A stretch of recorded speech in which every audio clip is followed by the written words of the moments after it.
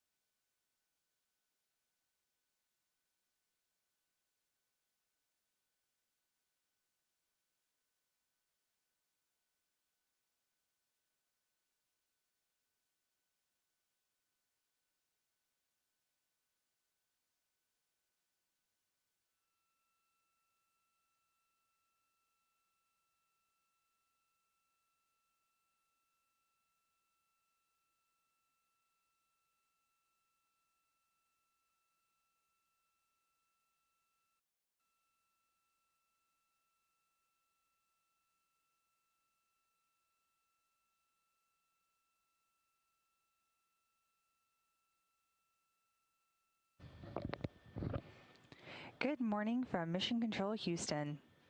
Inside the Artemis Flight Control Room here at the Johnson Space Center, we are at a mission elapsed time of 1 day and 17 hours of the Artemis II mission. The Orbit 3 team of flight controllers is currently on console as the crew has their last few hours of their sleep period.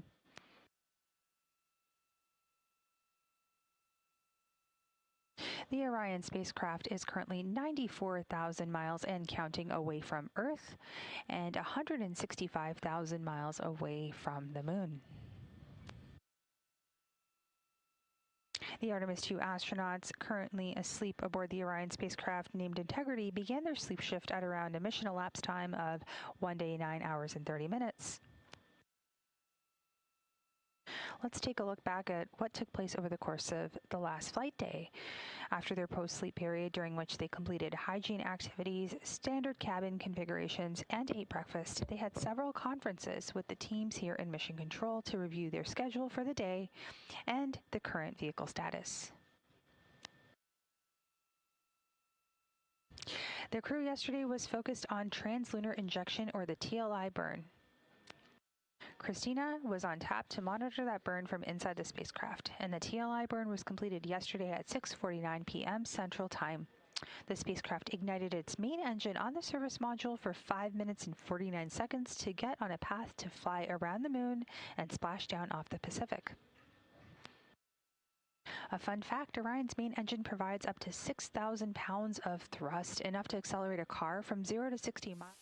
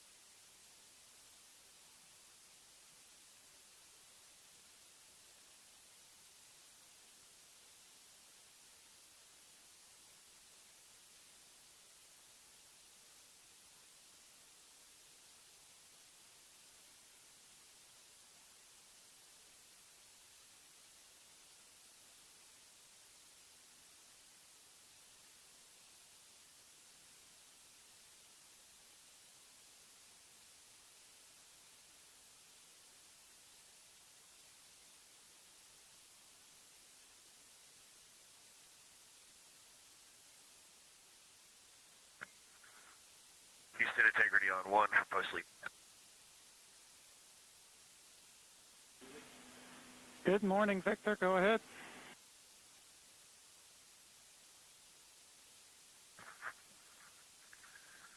It must just be our speed. It's Reed. Changing the octave of voice, I guess. Hey, just want to make sure you guys didn't juggle the schedule at all, that we are just starting our post-sleep now. We don't need to start working, but we do need to get some science done. All right, Reed. Sorry about that, and sounds good.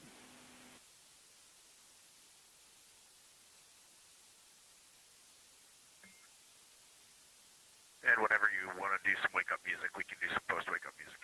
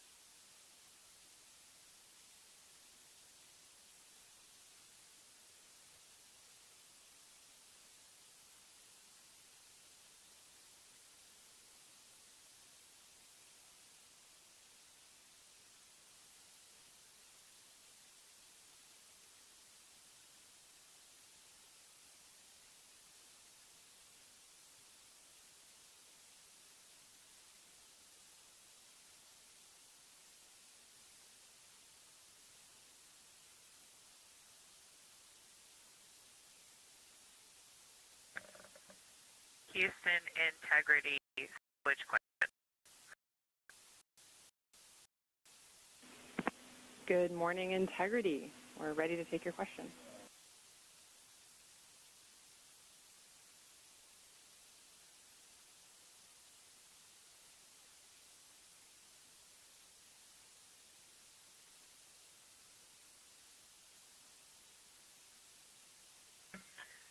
Good afternoon to you, Chris. I think it's afternoon there. We were wondering if we could get some help finding the electric shaver. That's right, Christina. I think we're in afternoon here in Houston time. I'm keeping Orion time myself. And we will get a location for you to look here shortly.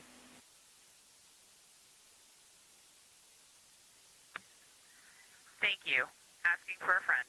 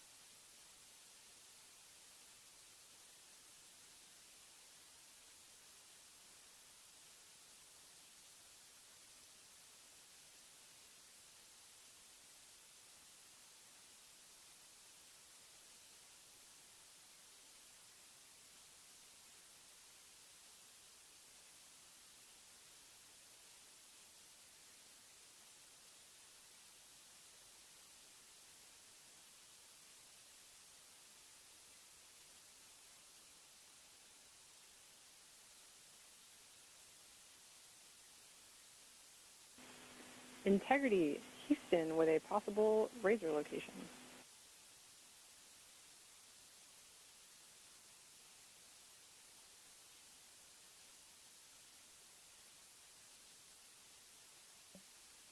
Good morning, Chris. We are ready. Go ahead. Good morning, Christina's friend. You may look for the razor in locker D, bag 6. We'll have a purple label. This is Reed's suitcase, and we expect it to be located in the crew hygiene kit.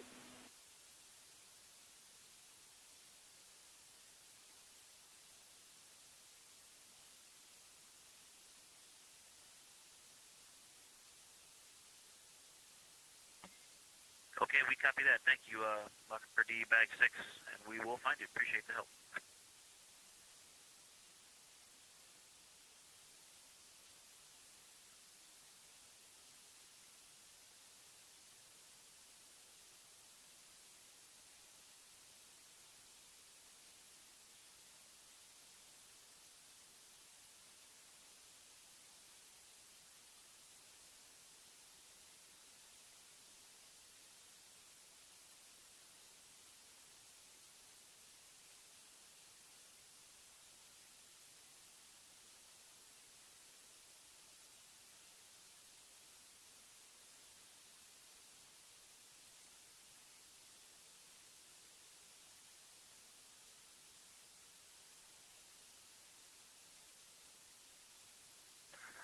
Houston Integrity, we only have it temporarily positioned, but would you like to come on board for DPC here in a few? Good morning. Yes, absolutely. We would love that.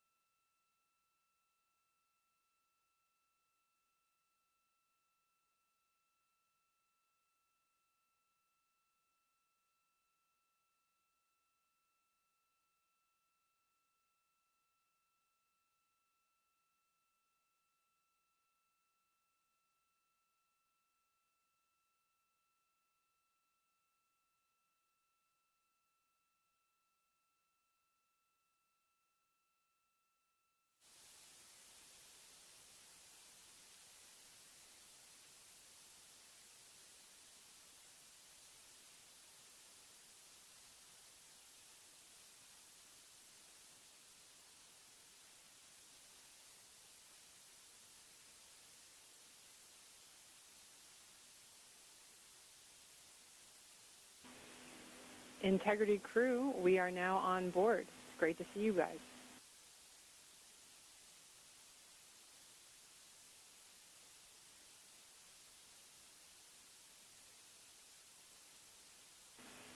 Copy those thumbs. Great to see you guys. Good morning.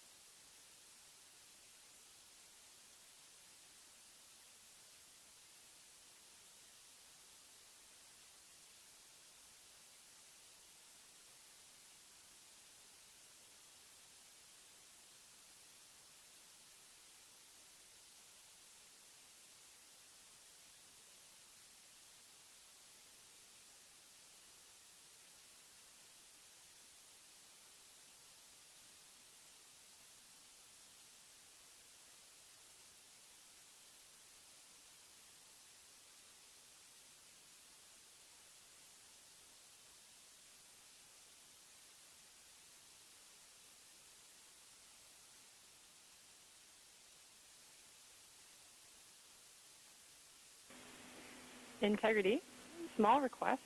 If you could tilt the camera down slightly towards the lockers. We have a great view of Christina and some of the boxes up above.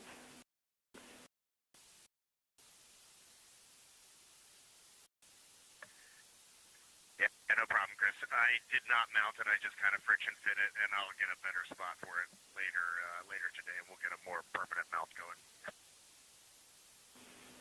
Sounds like a great plan. Thanks.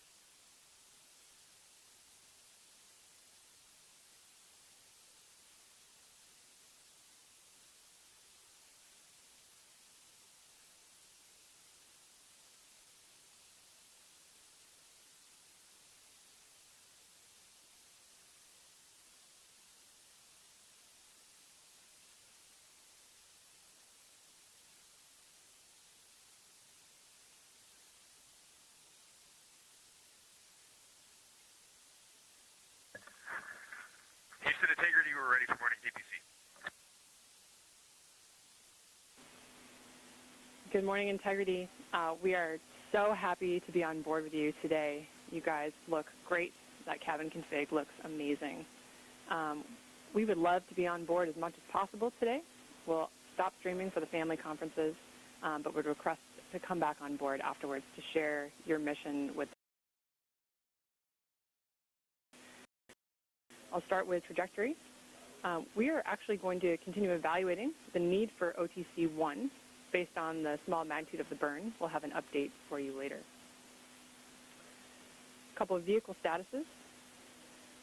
In order to address what we saw last night with the small increase in ox tank pressure accompanied by a small decrease in the ox helium tank pressure, we did some, to do some troubleshooting, we closed the valve ox helium ISIL 1. You can see this on the top left of your prop ohms plus X page. We're continuing to look at that. Don't have a full story for you yet.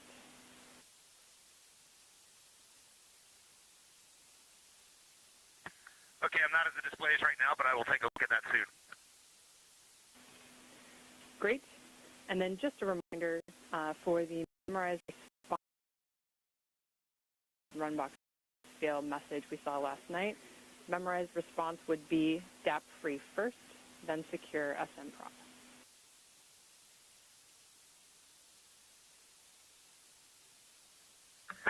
Yeah, 100%. And I elected not to take that action last night because it was coming in and out of alarm. But if you tell us you want us to take action immediately, let us know. Copy, Reed, will do. All right, continuing on. We're planning to manage our wastewater tank to a lower quantity. So we'll expect some real-time coordination. Basically, we'll be adding some wastewater dumps that are not captured on the timeline. So we'll let you know when those are going to occur. And then regarding those wastewater dumps, when we perform those or have performed those in the past, do you guys hear any sounds in the cabin? We want to know if we need to deconflict those activities from other activities on your timeline.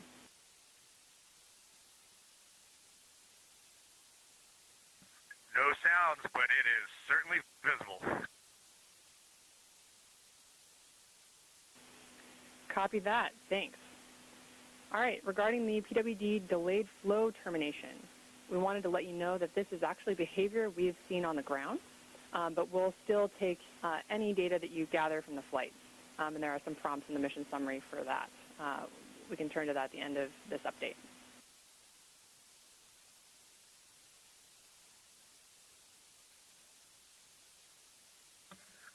Okay, sounds good. We did figure it was just inherent in the design of the system and the tubing, and it's an efficiency hit and a bit of a cleanliness hit for us, but primarily an efficiency hit.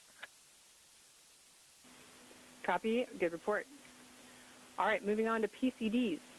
This is just a reminder that PCD 3 will need to be hardlined for the family conference. And then sometime today, at your convenience, we need to power cycle each PCD in turn to clear out any hard drive errors.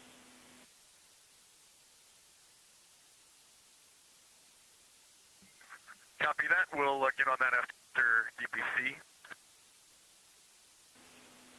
Great. And then finally, some feedback on science collection. This is the first time you performed saliva collections. Any feedback or concerns you want to pass along?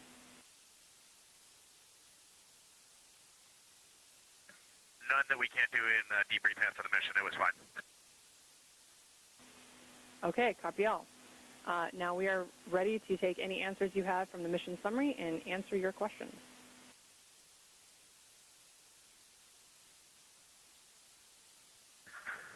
Okay, from the mission summary, question number 1, we are good with PCD 3 for now. Question number 2, we are good with cabin temperature overnight. We might make an adjustment in a day or two, but for now we really appreciate all that help. It's going well. For question number 3, I think we just covered that. It is primary and secondary. For question number 4, we put a lot of thought into that, and we definitely agreed that your method was the best. Ike did a good job putting some towels around the dispenser, and overall he and Christina had a very good cadence going of doing the fill. So that was about the ideal way to do it. It was not very messy once Ike got it going. And then for question number 5, we would like to just have Christina call you later when she's got some gray space. All right, copy out. Good plan. And one go back on the PWD, I think we're up, but since they weren't happening, it's just due to the design of the tubing. Yep, copy that clarification.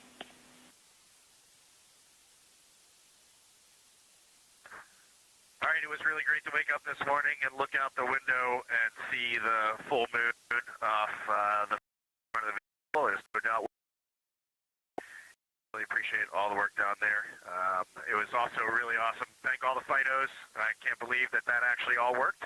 And when I saw that OTC-1 was like a 0.8 meter per second burn this morning on targeting, I thought we might skip it, and that is pretty impressive. All right, signing off. Thanks, and copy all, Integrity.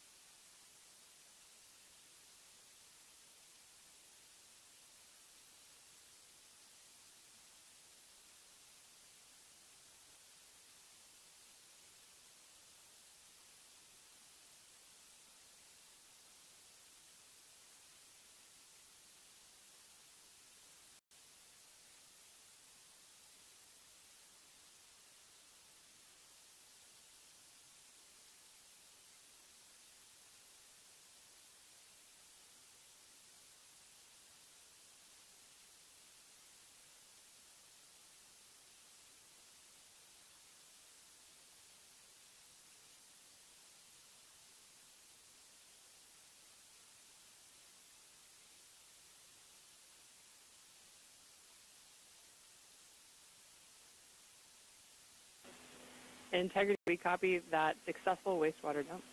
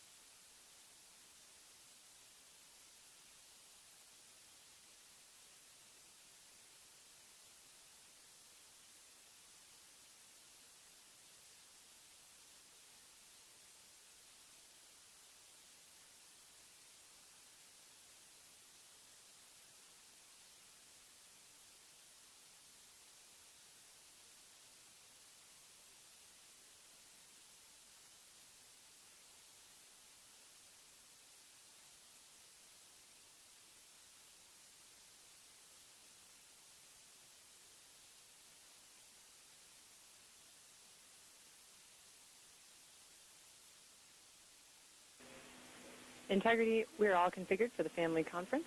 You are go to deroute the live stream video, and we'll see you after the conference.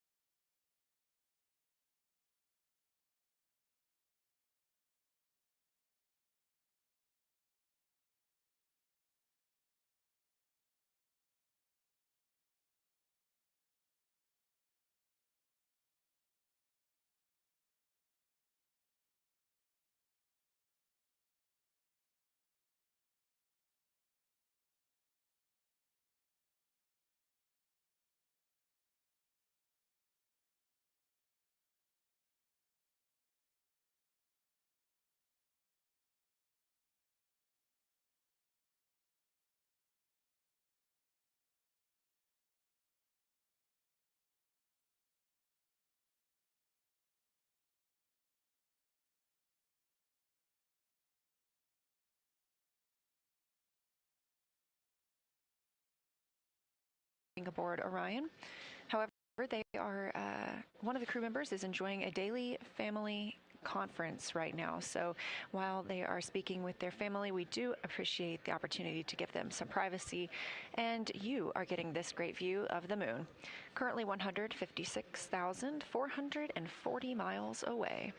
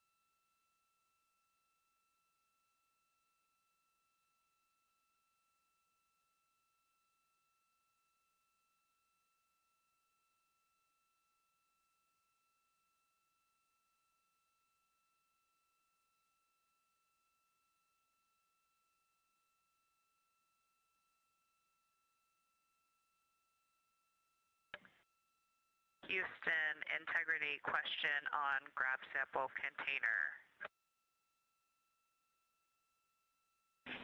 Christina, ready for your question.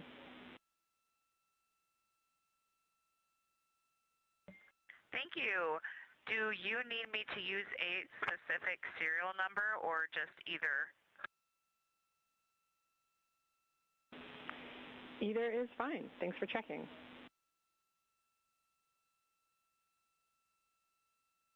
Copy, thank you.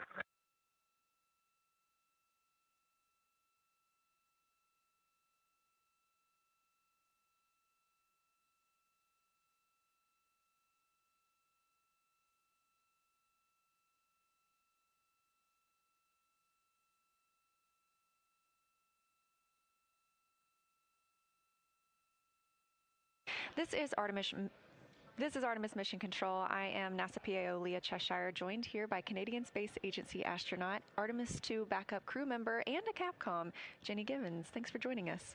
My pleasure. Thanks for having me. So I would love to know a little bit about your experience as a Canadian Space Agency astronaut. What has that journey been like for you? It has been overwhelmingly positive. I mean, I feel very lucky to be in the role that I'm in, but it's just really the honor of my life to work missions like this. Like seeing one of my very dear Canadian colleagues and my other dear friends in space has been pretty phenomenal. So the past few days have been exceptional, but also just to be embedded here at NASA as a Canadian astronaut. We have an excellent partnership and we're boots on the ground here at NASA. And I see every day really the results of what you get when you have a shared mission and you work together, and we just have a really bright future. I feel very positive about being here. I agree. It's very exciting. So you've been training as an Artemis II backup crew member alongside the crew very closely. Can you tell us what that's been like? Yeah, absolutely. It's been a long road. So backup crew members, we're kind of in an interesting spot because we do all of the crew training, and it's a very developmental mission. It's very nascent, so we're still learning. We do a lot of developmental work and contribution. Right there alongside with the crew, there were 6 of us assigned to this mission, and 4 of us are up there now. So that's a joy to see. And as we approach the mission, my work really transitioned to support. So what can I do to get these guys safely off the ground? Andre and I both worked as astronaut support people. You saw Dre strap our crew into the capsule, which was very cool. And now I have the pleasure of sitting in the Capcom console. So supporting them with my training and knowing what they know. And I have a lot of joy every day I see them up there. So it's been great. Fantastic. And you mentioned the Capcom console, so you are going to be our Capcom, our capsule communicator, during lunar flyby. Aside from participating in sims, the simulations alongside where the crew is in the simulator, we're here in Mission Control Houston. How else have you been preparing for that monumental day? I have had the pleasure of working very, very closely with our science console. So for Flyby, we'll have Kelsey Young in there. She is a phenomenal geologist, along with many of our other science support people, and they really have been training us about how to observe the moon in a way that's accurate and helpful, but also just beautiful. Like, imagine what these crew are going to see. I just can't wait for that shift, like talking to them as they approach the flyby, fly so far away from our Earth, look back and observe both the moon and observe our own Earth. It's just an honor to share that milestone with them. So a lot of crew training, a lot of work with the geologists, which also has been a joy, and my own preparations about how I just want to share this with the world. I want people to be really proud when they see our crew do this and see themselves in the words that they share. We are so excited. I am counting down the hours. In fact, we are 3 days, 3 hours, and 49 minutes into the beginning of lunar flyby. And so talking about your Capcom experience, you were the lead Capcom for Expedition 63 aboard the International Space Station. So how did that help prepare you for this, and what are some similarities and differences? Absolutely. Well, flying the ISS is obviously, you have a lot of the same roles here in Mission Control, but it's very different. This is a very small ship. We have our crew totally plugged into what's happening all the time, a very defined mission and a much shorter mission. So I would say it's much busier. But our ISS training has really equipped us well. So like the relationships that I formed on that increment, I am seeing a lot of those flight controllers in the room with me for TLI. We had the same INCO or like comms controller here, that was a joy. So really relying on the relationships that I formed earlier, that's just paid dividends and has been so positive to see those people shine in their roles. And then you just learn how to talk to your friends in space, and what a cool thing. What a cool thing we get to do. So really we laid the groundwork in a lot of our ISS work for this mission. Yeah, truly an honor. And so before we wrap up, I know you do need to get back to the Capcom console. Do you have any parting words? Anyone you'd like to give a shout out to here? Yeah, absolutely. I have to give a shout out to the families. So seeing the resilience that the families of this crew and my own family have shown as we work to go further than we've ever gone before. You guys are amazing and the unsung heroes of this mission. And I just had the pleasure of being with a few family members during the launch, and it was beautiful. We had a few words, many smiles, many tears, and it was just a joy to see these people experience their crew members achieve their dream. I will truly remember it forever, and I am so proud of you. It's beautiful. Thank you, Jenny. Thank you for bringing this mission to the world as well. And we are counting down the hours to lunar flyby, but for today, focused on Flight Day 3 and all that the crew has to bring to us. So thank you again. I love it. Let's do it. Thank you.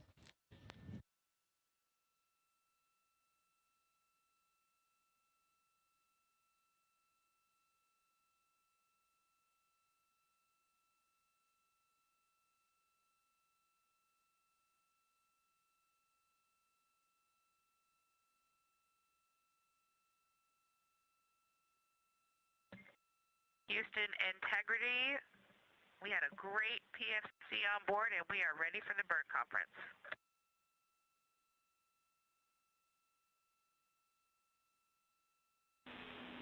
Copy Integrity, great timing. We just finished our discussion about OTC-1. And with such a low magnitude OTC-1 and with a low magnitude OTC-2 with a no perform of OTC-1, we are not going to perform OTC-1. Ground is going to proceed through the OpNav calibrations, and then ground will cancel the burn at MET 1 day, 21 hours, 50 minutes after the OpNav pass.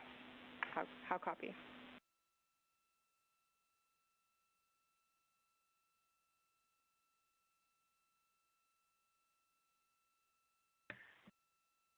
We copy snow day, and understand the time is about an hour and 10 minutes from now when you're going to cancel. That was something like 21:50. That's it, firm.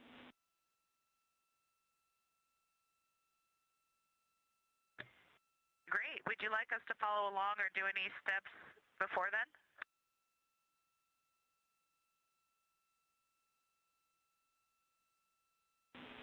No crew action or monitoring required today.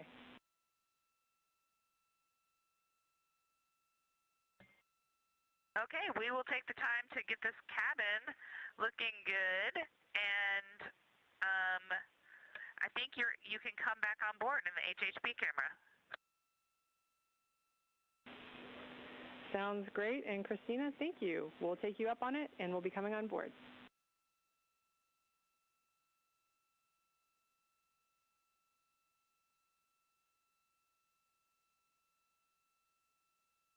This is Artemis Mission Control, 1 day, 20 hours and 43 minutes mission elapsed time into the first flight of humans aboard the Orion spacecraft, NASA's Artemis II mission. As you heard that call from the ground to the crew living and working aboard Orion, we will not be executing the outbound trajectory correction burn today. The burn was so small and our trajectory is so precise after the translunar injection burn yesterday at 6:49 p.m. Central Time, there is simply not a need for that OTC-1 burn today. We were targeting 5:49 p.m. Central this afternoon for that burn, but as you heard from the ground, they will be the ones sending that cancellation, and therefore the crew will not need to take an action, and as Christina Cook calls it, have a snow day.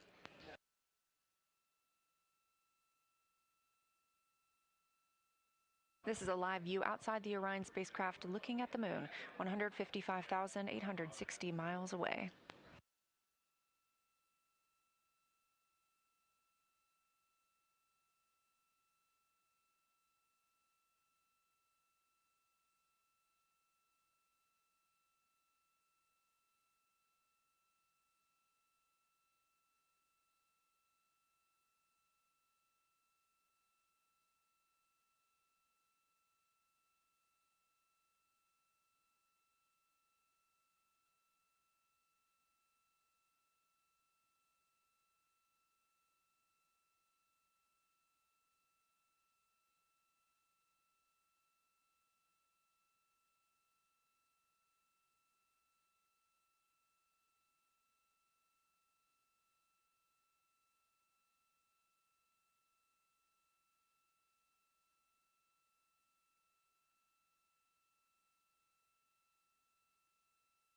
We are about 10 minutes away from a mission briefing here at Johnson Space Center in Houston, not with the astronauts, but instead with NASA leadership. If you are watching on the NASA integrity timeline. Go ahead.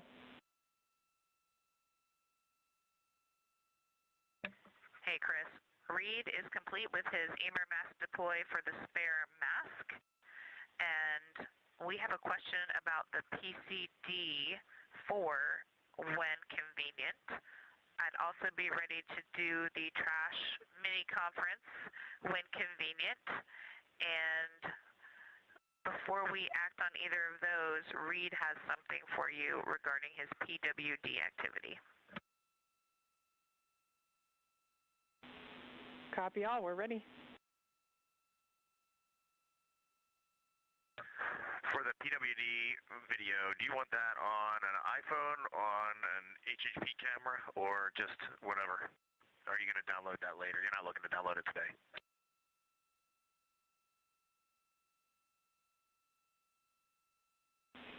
Reed, we are not planning to download that video during the mission, so dealer's choice. Okay, awesome. Thank you. That's Commander Reed Wiseman calling down about a timelined activity for the crew today. The PWD stands for Portable Water Dispenser. And the potable water dispenser is what the crew uses to fill drink and food bags.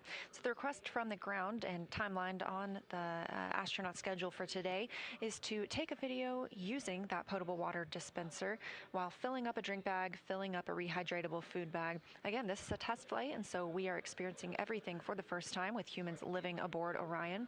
So this video will be reviewed by the teams on the ground after the mission.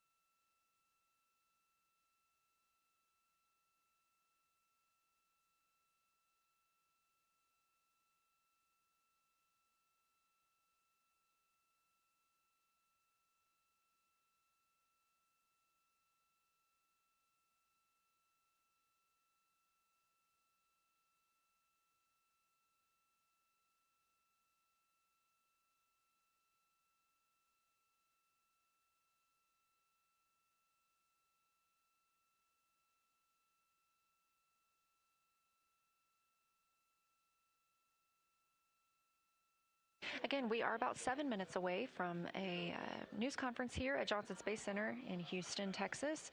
And if you're watching this live stream on NASA's YouTube, you won't need to go anywhere to tune into that news conference. However, if you want to continue watching this mission coverage, we do have a second stream of views available on NASA's YouTube. So you can just back out of this stream, click on that other one, and we will continue providing views of the crew and commentary here in Artemis Mission Control.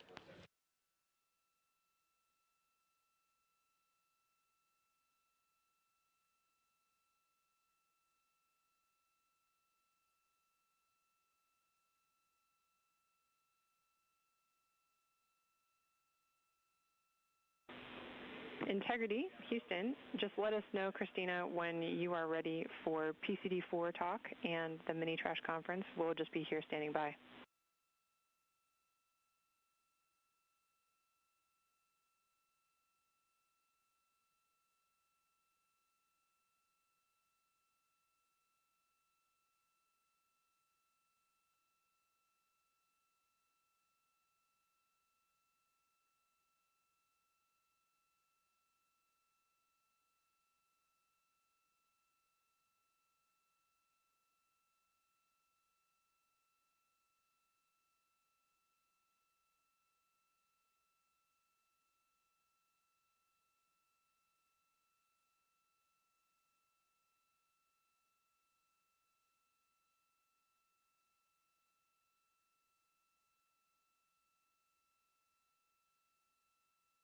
And I'm ready, Chris. Go ahead.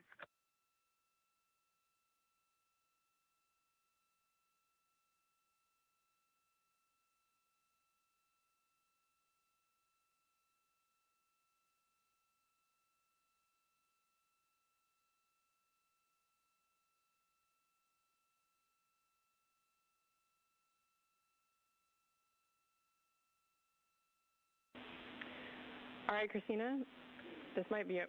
And Houston Integrity, let me know if you'd like me to go ahead and start with what I've got based on the question from the flight message, flight day message. I can just get started, and then we can generate some back and forth after that. Yeah, Christina, we will take what you got first. All right, thanks. Well, first of all, as you might imagine, there's kind of an inrush of trash when we first get up here as we're deploying everything. So we did generate quite a bit of trash in the first 30 hours of the flight. We've been managing that by kind of finding hidey holes for it and putting some of it back into empty locations.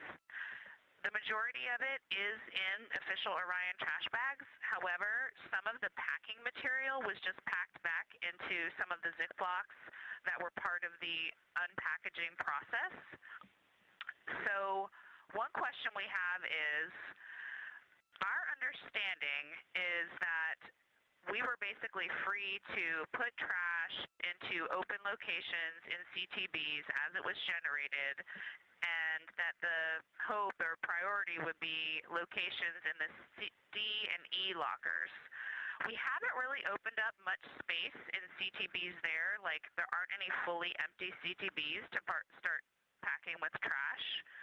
So our ask is, do you have a recommendation for where we should start prioritizing putting the Orion trash bags as we generate them, and potentially a request to consolidate some stowage so that we can designate a CTB that's all for trash?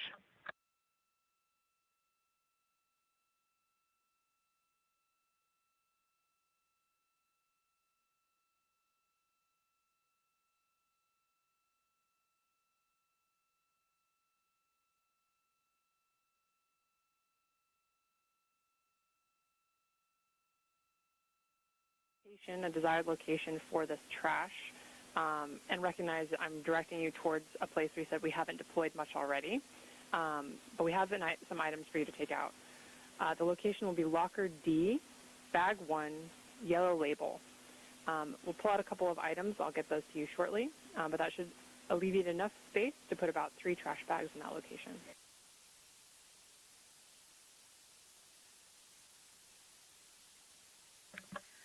That sounds great, and that will cover the loose trash that we have right now on board. We have about 4 bags altogether, and we've found a home for one of them.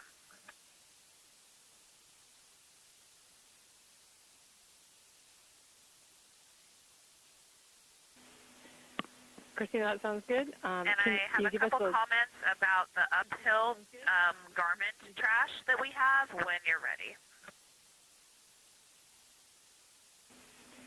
Yeah, Christina, sounds good.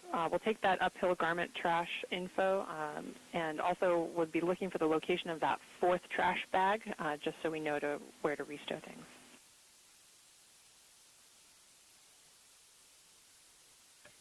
Okay, perfect. The uphill garments, so the comfort garments, we put into the Flight Day 1 clothing bags. So we basically just swapped the locations as we changed into our Flight Day 1 clothing, and we restowed it into the locker that they came out of. Additionally, into that locker, we have our mag trash. It is currently double Ziploc bagged, but it is not in an Orion trash bag. And we prefer to keep it that way because we have all 4 single Ziplocked mags with their odor absorption sheets in one big Ziploc, so the 4 of them together would not fit in an Orion trash bag.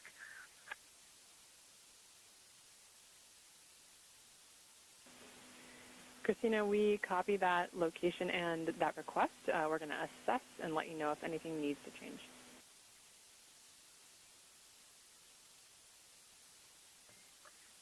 Thanks. I don't know off the top of my head the location of the fourth trash bag, but as I'm putting away the others, I'll come across it and I'll update you with that.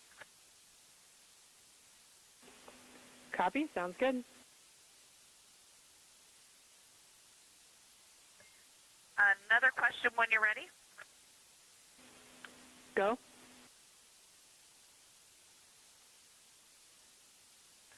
For all of the packing material, this would include clamshells, bubble wrap, Ziplocs, and regular Ziplocs. We basically feel like our training was that we didn't necessarily need to keep the regular Ziplocs, but that it would be good to keep clamshells or any designated unique Ziplocs that are padded for restow. So wanted to double check this understanding and get any guidance if we should do it differently. But again, what we're doing is keeping clamshells, keeping any unique bubble wrap Ziplocs. We're keeping them where Apologies we pulled to the item interrupt from, the crew aboard and the we're Orion trashing spacecraft, the but if you are watching on Ziplocs NASA's for YouTube, cables stay or tuned. nested We are Ziplocs, expecting etc. our news conference to begin momentarily. Christina, we copy all. That's a great config, great understanding. We're very happy with that down here.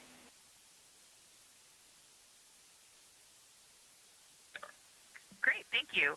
I think that's all I needed to cover, but glad to take any more questions you have.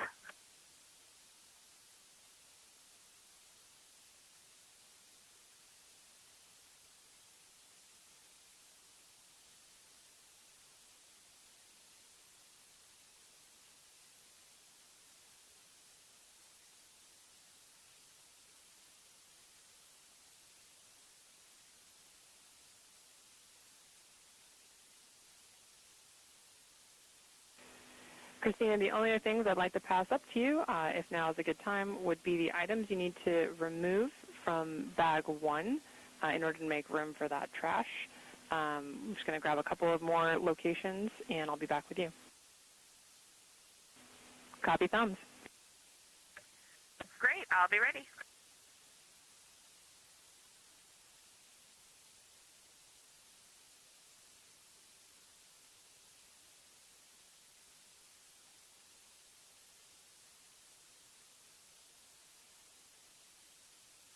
And Chris, I have 2 more items for you. One, timeline. Ike reports he is complete with the docking cam bracket removal. And second is a PCD question that I had on tap when convenient. Copy the timeline update, and we will take the PCD question now. First off, I wanted to say thank you for preemptively loading my email onto PCD3. It was wonderful to check that this morning. And idea came up in the cabin that perhaps to encourage my PCD to lose all of its battery for a Hail Mary full restart, would we be able to make that happen faster by charging something off of the USB port? The PCD is completely cold and dark, so I'm thinking that it's not actually discharging. Checking.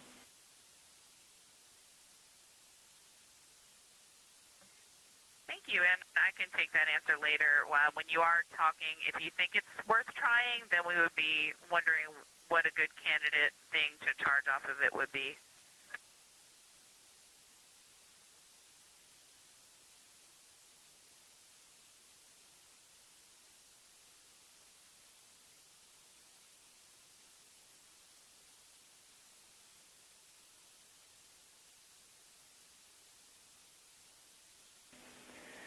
Okay, Christina, thank you for that. We're going to think about that suggestion and evaluate it before we give you the go to do so. I do have some additional troubleshooting steps you might try. So in its state now, discharged, completely dark, from that state, we'd like you to try the same last troubleshooting steps we read up, holding down the power and the volume up buttons for 20 seconds and seeing if you can get to that BIOS page.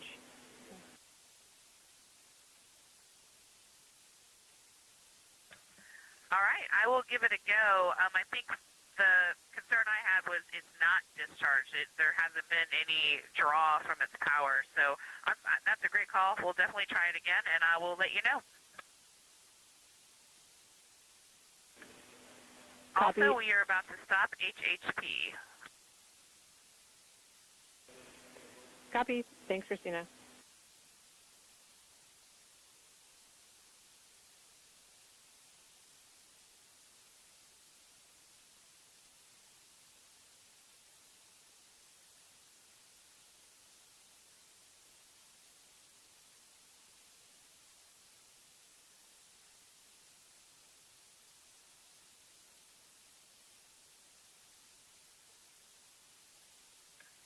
Houston integrity stowage question.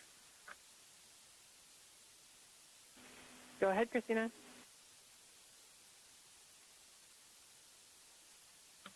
Yes, ma'am. For some of our cleanup we're going to do on our snow day, we were wondering if you could help us locate the pantry of Velcro cable ties. These are the ones that are kind of thin and long and black, and they're Velcro on either side, and you wrap cables with them. Copy, Christina. Yes, those wonderful Velcro cable ties. We will get a location up to you as soon as possible.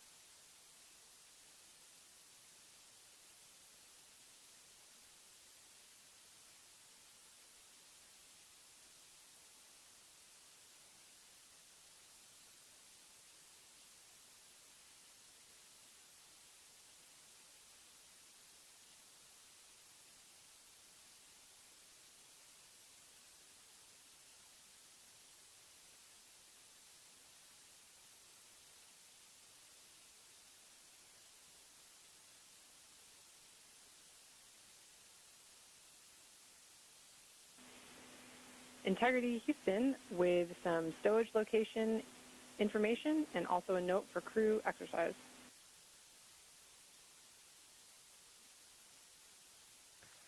Go ahead. All right, first off, specifically for Reed and a little bit of an impact for Victor, we'd ask Reed to not start exercise until after 2200 MET. This will allow us to complete our op-nav maneuvering and reposition the saws after that. The impact will also be to slide Victor's exercise to the right, but we now have some gray space for that to move into. I'll copy.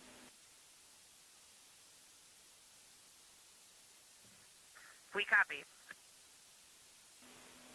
All right, Christina, for you, your question about Velcros and straps, their location will be in bag 16, yellow label, inside 2 Ziplocs, and the inner Ziploc bag will say Velcro and straps. Velcro and wrap. Copy, thank you. All right, and finally... the magic word was wrap. Thank you. No problem. Finally, to make room in Bravo 1 for the trash bags, we'll have you remove Wiseman's Bob 3 from Bravo 1, and that can be cabin deployed. You'll need to pull out some Nat Geo hardware and possibly some bags from Bag 1 to make room, and they can just go into the Bravo 1 location.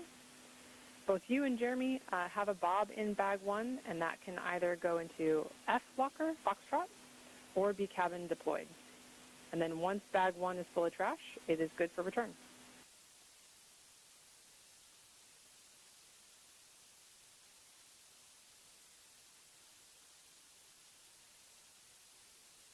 Okay, you mentioned restowing in Foxtrot locker. There are several of those.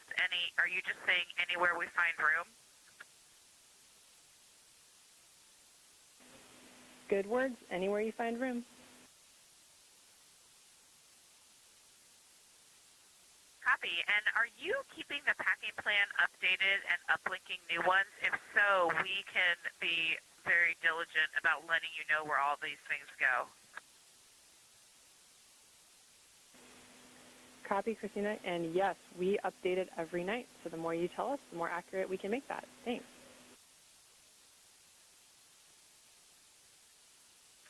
Sounds great. Thanks. Wilco.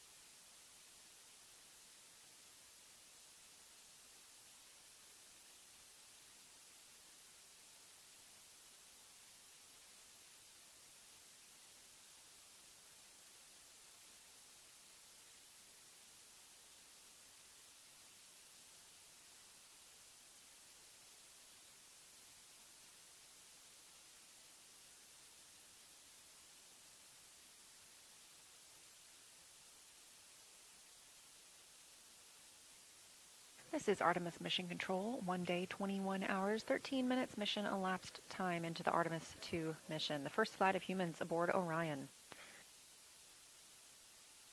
We're continuing to get communications from the crew while on this channel, and if you switch to our other channel on NASA YouTube, you can find today's press conference with NASA and Mission Management. Here on the ground, the teams are working with the cruise timeline. They are also entering the optical navigation processes and therefore shifting the cruise exercise a little bit today. Crew reported they were fine with that, especially because we have canceled the OTC-1 burn today. That's the outbound trajectory correction 1 burn. This was going to be an 8-second burn, very small. And it was determined it really isn't needed because the translunar injection burn was so accurate yesterday that we do not need an outbound trajectory correction.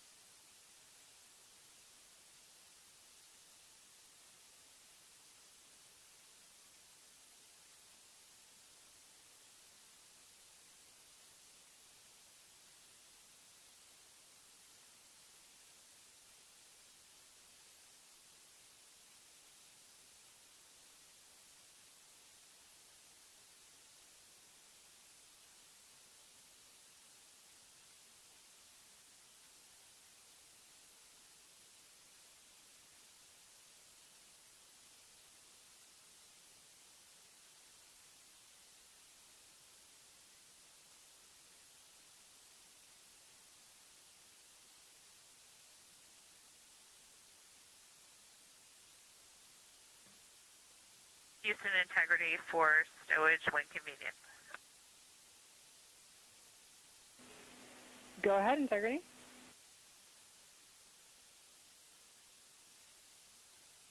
Okay, bag 1 in the D locker has been emptied and repurposed for trash.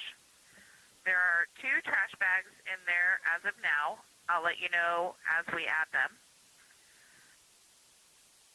2 things were moved out of there to make room. One was Wiseman's Day 3 of 3 Bob. That was put along with all of the Day 3 of 3 Bobs behind the standby.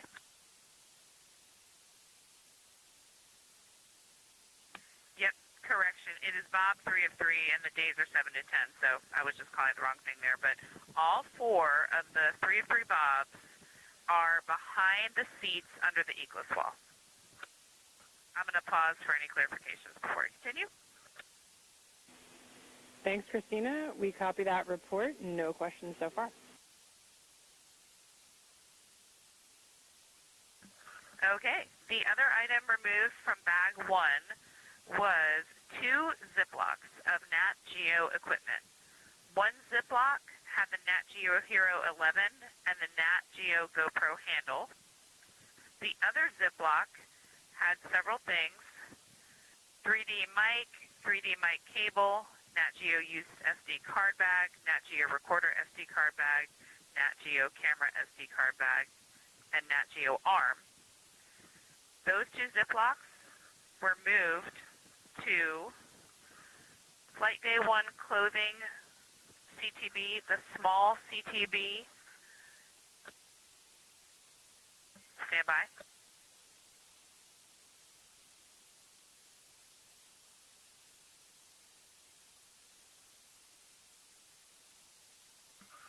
In locker F Foxtrot 2 in the small CTB, which is Flight Day 1 clothing Peltors, and a purple label. Thanks, Christina. We copy all.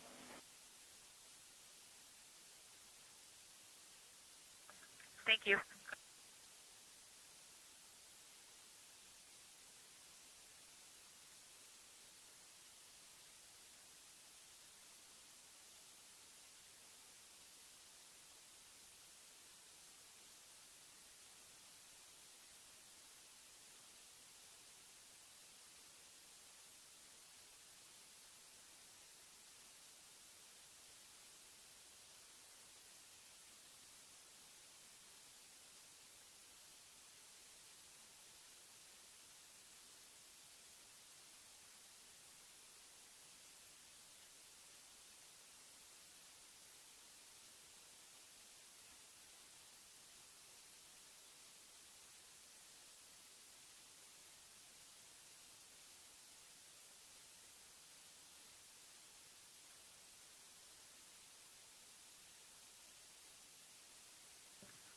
Okay, I have a couple more items when you're ready.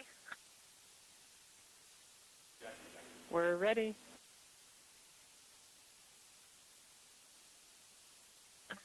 The 2 JSBs that contain the contingency urine stowage bags are stowed under the Eclipse net behind seat 4. One of those bags that was repurposed for water stowage is currently floating above the E locker, E as in Echo locker, under seat 1. We copy all.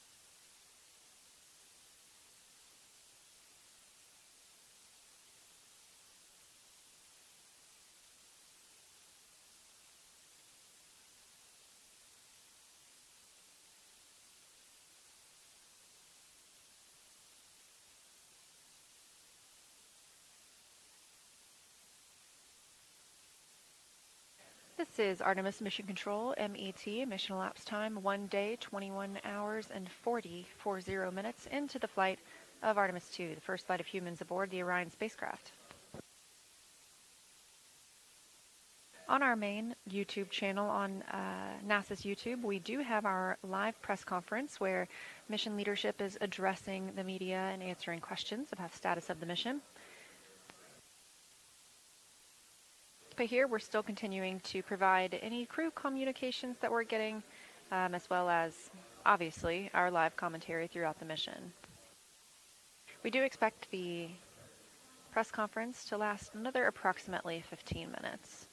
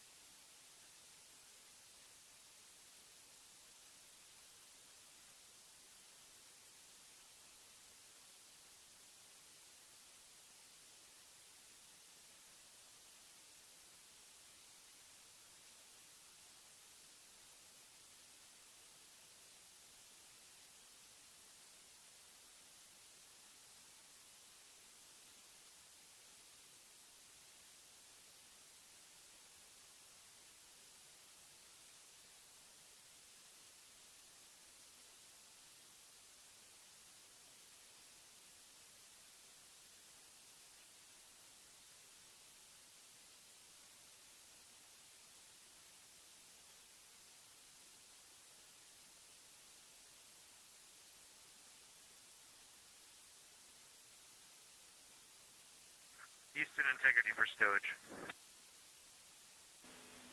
Go ahead, integrity.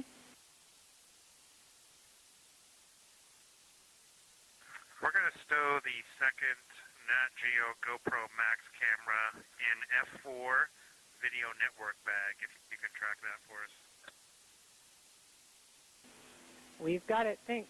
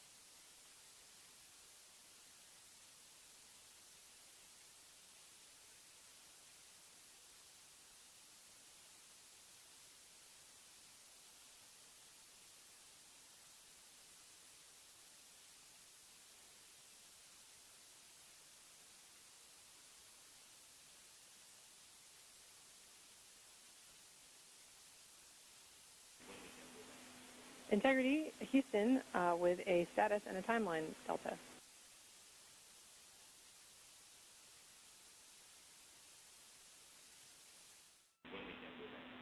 Integrity, Houston, with a status and a timeline, Delta.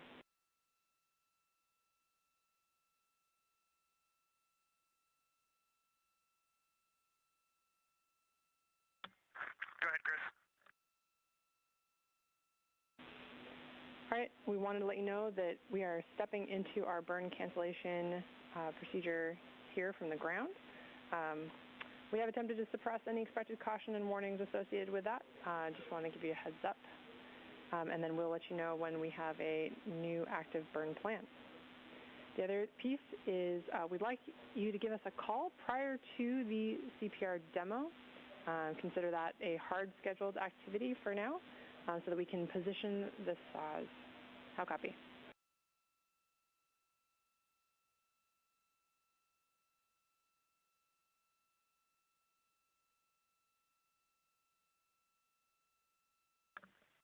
Copy all, and let me know when you're ready for me to start exercise.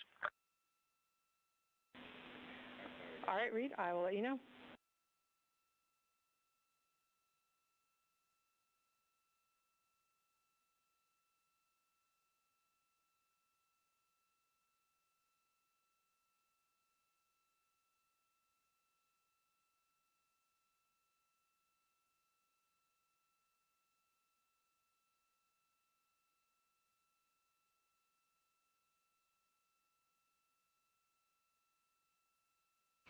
As previously mentioned, we are expecting the crew to get into the CPR demo later today.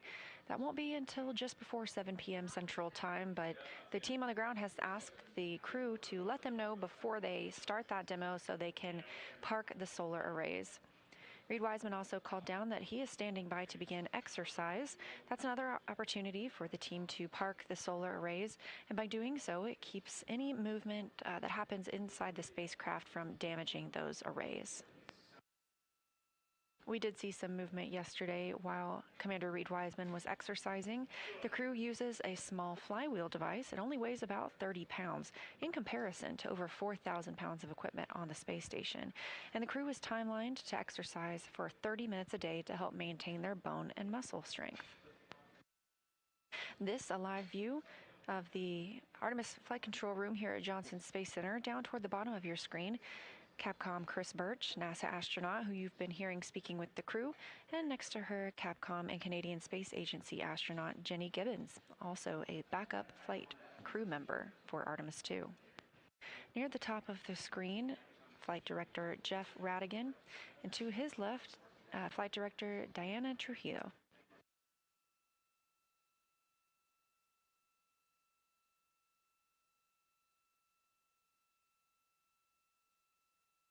On the left side of your screen, a live view from the Orion spacecraft, now over 112,000 miles away from Earth.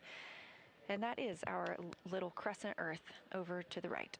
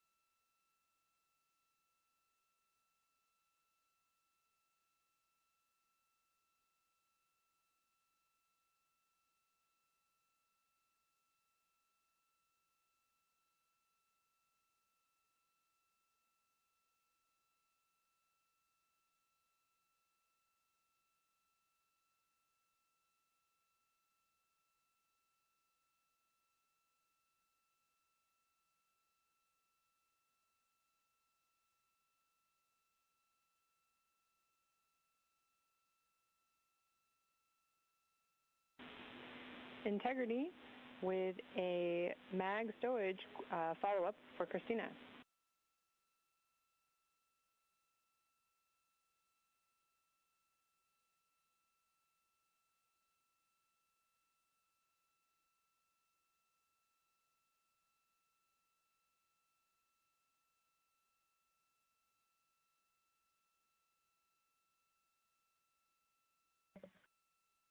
Go ahead. Christina, in your last report, we copied 2 levels of containment for those mags, and we need 3. So our suggestion was to put in a trash bag, if able, or another Ziploc, unless you can correct me and say we've got 3 levels of containment.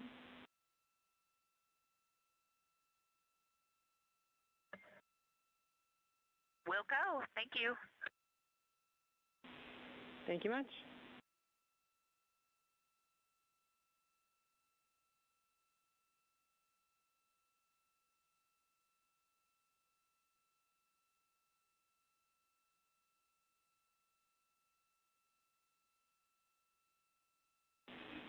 And integrity, read is go for exercise. We are configured.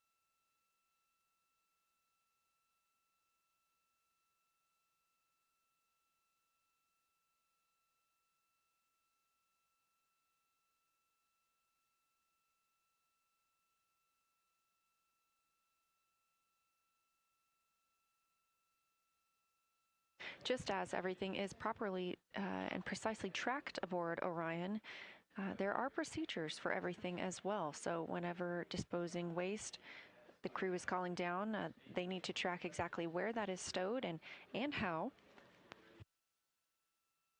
Even for Commander Reed Wiseman cleaning the windows last night, there are specific ways to take care of all systems aboard the spacecraft, and so it's important that the crew checks with the ground to make sure that they are properly caring for Orion.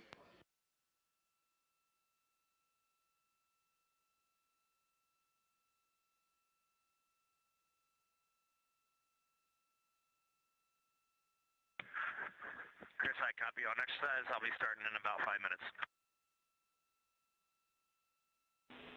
Copy, sounds good.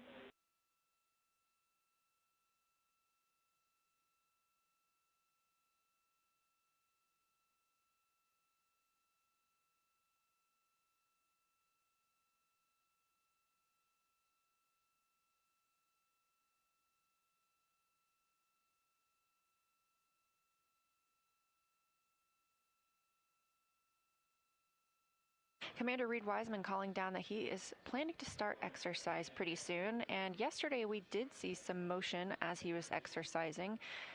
We will look for that again here on the left side of your screen, a view from Orion looking at the European service module and that orbital maneuvering system engine. Again, we don't expect to fire the orbital maneuvering system engine again after the translunar injection burn. That was the final major burn for that engine. But this is the engine that would be used should we have an abort of the mission. However, everything's still looking great for Orion and for our 4 astronauts on the Artemis II mission.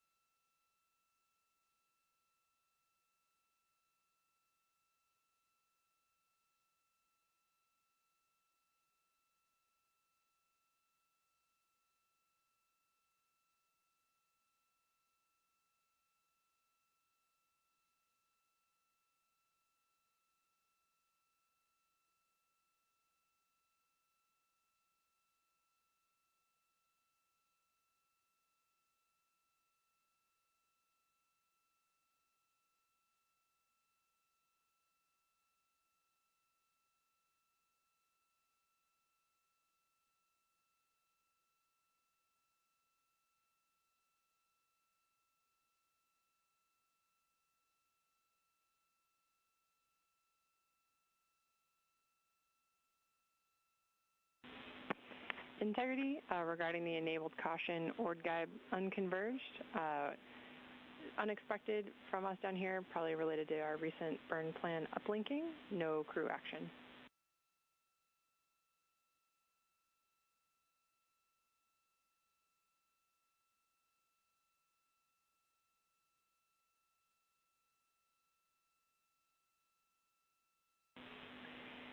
And as we're performing an attitude maneuver, we're going to need Reed to stand down from his exercise until we can get the saws repositioned.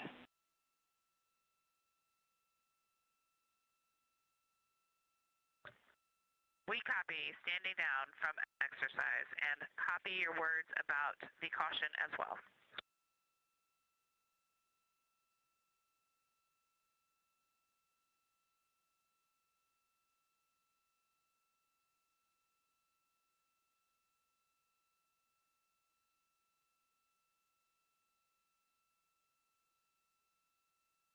Those calls to the crew as they received a caution on their displays for orb guidance. That's due to the cancellation of this orbital trajectory correction burn. No action called to the crew. Again, we canceled that orbital trajectory, outbound trajectory correction burn due to having such a precise translunar injection burn. This other burn today would have only been 8 seconds long and was deemed unnecessary. As we are currently maneuvering the attitude of Orion, Commander Reed Wiseman was also asked to hold on beginning his exercise due to the need to maneuver the solar arrays as well. They will then park those solar arrays and put Orion in the proper configuration for Wiseman to begin exercise.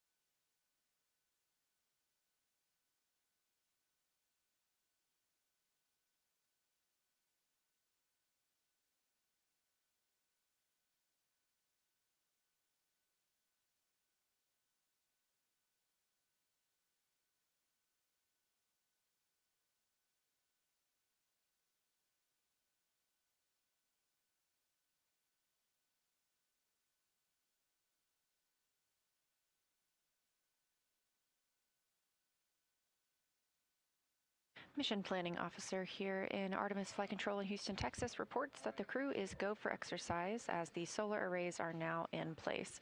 We'll be looking to see if there's any movement while Commander Reed Wiseman begins his exercise portion.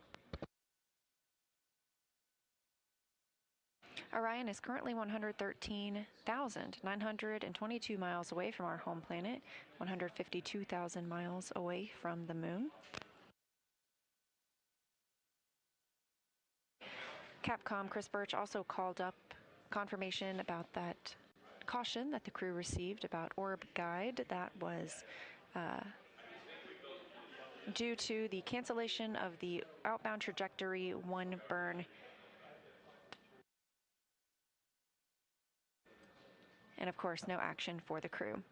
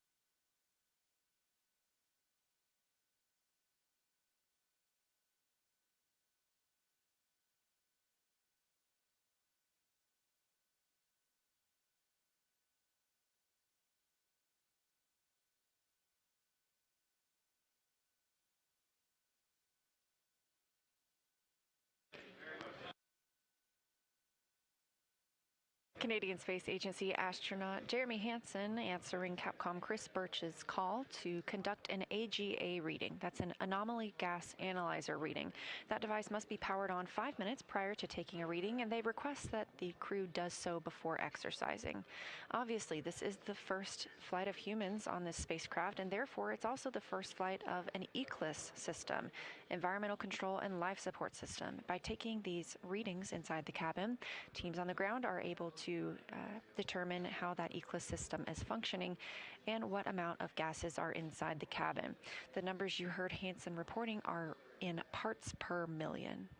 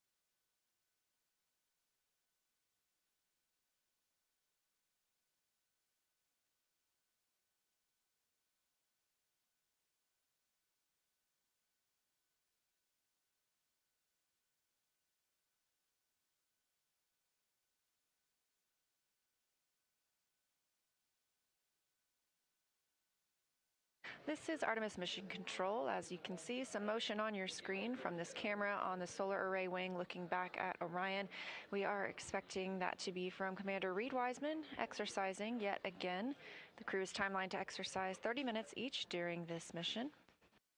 This keeps their bones and muscles strong while in the microgravity environment.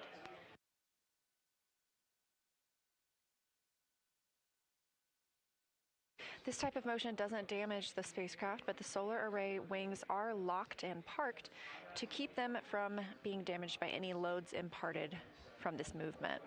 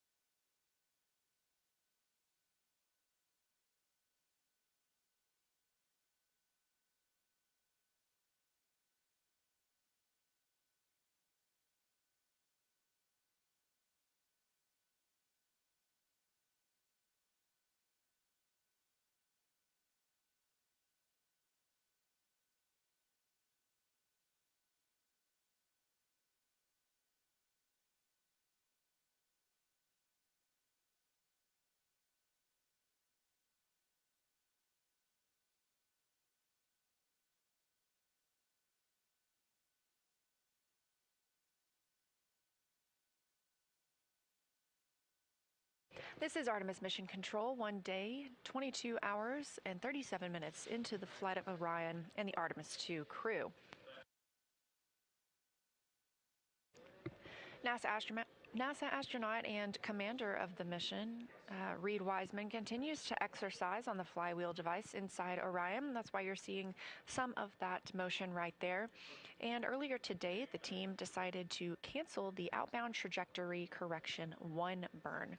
This was going to be a small burn to keep Orion on the path to fly around the moon. However, our translunar injection burn was so precise that this correction burn was not necessary. So the crew has a little bit of free time back on their day.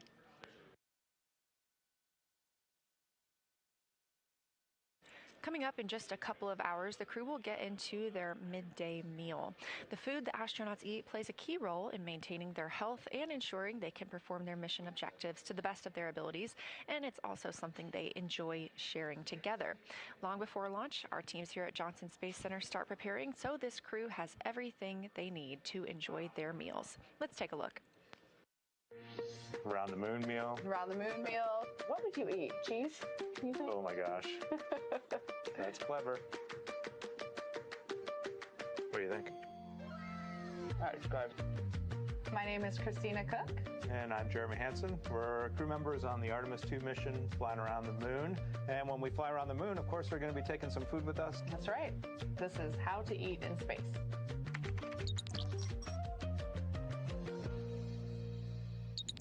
Here we are in what we call our food lab at NASA Johnson Space Center. We come in here quite often to sample space food. The neat thing about the food selection is it is so diverse. Different entrees that you wouldn't imagine can be rehydrated and actually good in space are completely fair game. And it's pretty awesome. We came in for Artemis to do this. We got about halfway through the first session and we're like, we're not really sure we're going to have time on board to warm this stuff up. We talked a lot about day 1. It's a long day. It's hours before we even leave the launch pad on our way to space. And then when we get to space, we have a lot of important events that day. We just did a sim yesterday where lunch is scheduled. It's midday meal. Yeah, midday meal for all 4 of us. And so those would be great moments, I think, in our mission to have prep some food and sit down or float as a crew and just have a joint meal. For sure. I think that would be fun. My name is Shulei Wu. I'm the food system manager for ISS and Artemis. The food lab at Johnson Space Center, that's where we make and package most of the space food, and also where we will be making all the food for the Artemis missions. Food is a big part for our crew members. They provide the nutrition, the calorie, micronutrient for crew members, but also boosting crew morale. It's very important. There is always a lot of steps, very strict steps for us to follow to making sure the food we provide are consistent and meet all the food safety, nutritional requirements, and most important, also need to taste good. The other strategy is always promote the variety, because everybody's food preference can be very different. Therefore, the more variety we can have, the better to meet the needs of the astronaut group. They bring out these little tiny samples of each food, and you're like, oh my gosh, I thought we were having lunch. And then by the end, there's so many space foods, and every time you leave, you're like, I am so full. I'm so full, I'm in pain. And you just rate them like, I love this, I don't want to eat it, I'd eat it if you tell me I need it. Because what the food lab does is they take all your preferences, but they're also like good parents and they're like, you need a well-balanced diet. Exactly. They were like, no, you can't have mac and cheese every day, Christina. Sorry.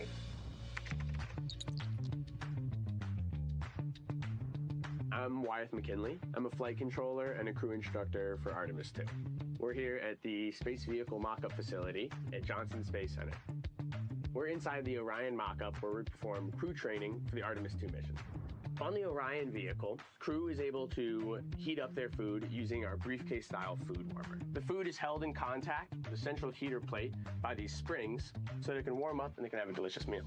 Much of the food and drink that's on Orion is rehydratable. And so crew at our potable water dispenser will fill up their food and drink, and then at that point, you go ahead and pop it into your food warmer. I'm kind of envisioning there's maybe one person putting the stuff in and out, kind of tossing it out to everyone as it's done. Or maybe if we're not scheduled together, you're just on your own over there, popping some things in. Or maybe just in your 2 minutes of free time between things, you're kind of getting it ready so it has time to warm up. We'll see. Eating together really resonates with me. I think it's just a human thing to break bread together and to enjoy that necessary thing you have to do, the thing you should be grateful for. And so doing that as a group, as a family, has always been meaningful for me. Absolutely. It represents togetherness and something a little out of the ordinary. You don't necessarily get to have those meals with everybody in your life, but if you are sharing a meal, especially if you're sharing breakfast, lunch, and dinner with a group of people, that means something. It's like a camping trip.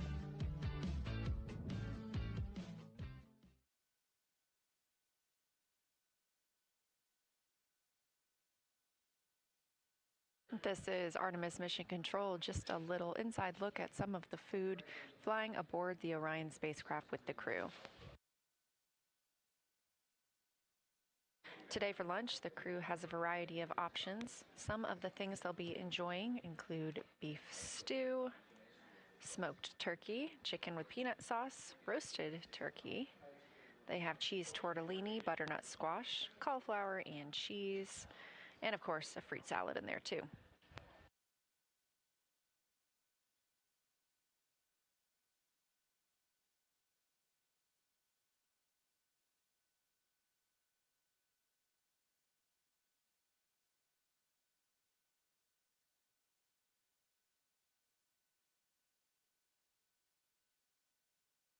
The motion you see of Orion on your screen is due to the exercise from NASA astronaut and Artemis II commander Reid Wiseman. He continues to use the flywheel device inside the spacecraft. Again, we have each of the astronauts timelined to exercise for 30 minutes each day.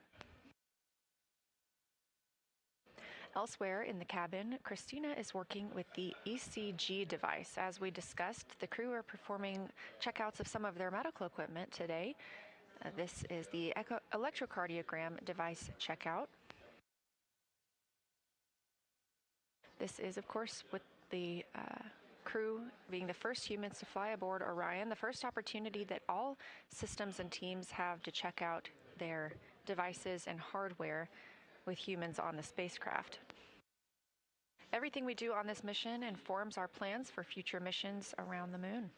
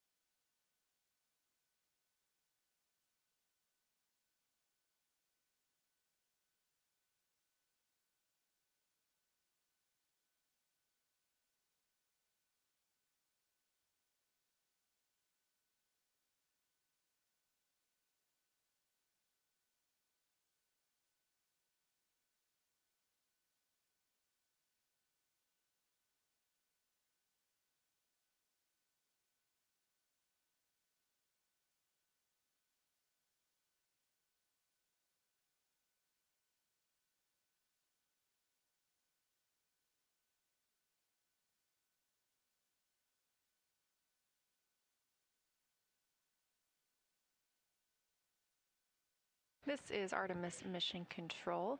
Again, the movement you see on your screen is due to Commander Reed Wiseman exercising inside the Orion spacecraft. That's a view from a solar array wing camera looking at the European service module, that large thruster in the middle, the OMS engine, the Orbital Maneuvering Services engine. We were expecting to have an outbound trajectory correction burn today at 5:49 p.m. Central Time. However, that burn was deemed unnecessary due to our precise trajectory thanks to the translunar injection burn. Earlier this morning, during the daily planning conference, Wiseman called down his thanks to the FIDOs, the Flight Dynamics Officers, for their excellence in that burn. Once he's complete with exercise, Wiseman is also timelined to work on his National Geographic filming. Again, we selected National Geographic through a competitive selection process to help us document and tell the story of the Artemis II mission. The crew members have time throughout the day scheduled to help capture those items, and a shot list provided by National Geographic with everything from exercise to family life, bedtime preparations, what it's like to live in space. They'll also explore the medical kit, which we've discussed today, and take plenty of photos, including just some memories of their time aboard Orion.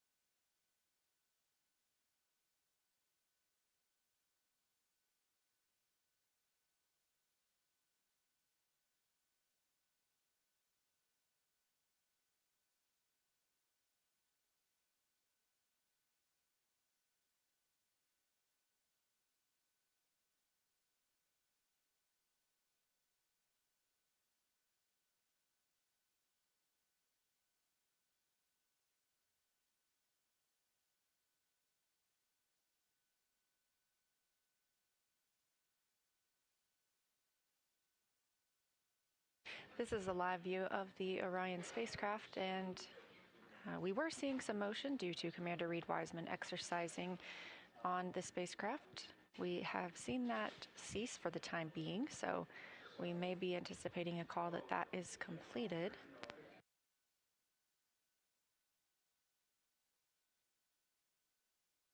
Here in Mission Control Houston, the Orbit 1 team is on console monitoring all systems aboard Orion.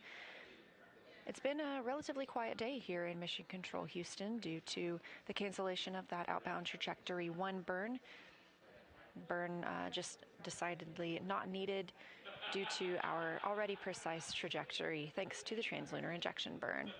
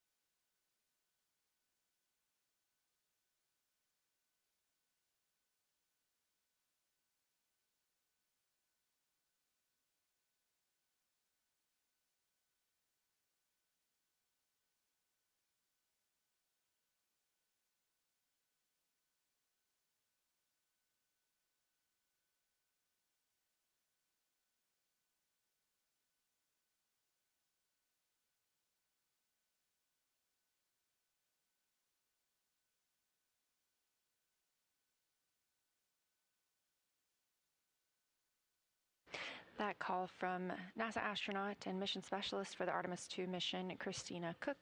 She is conducting a checkout of the ECG device. That is an electrocardiogram device that is aboard Orion that requires her to use an app on the medical tablet. She's running through some troubleshooting with teams here on the ground, but this does call for the crew to take an ECG reading as they test out all of the systems and the tools they have on this flight.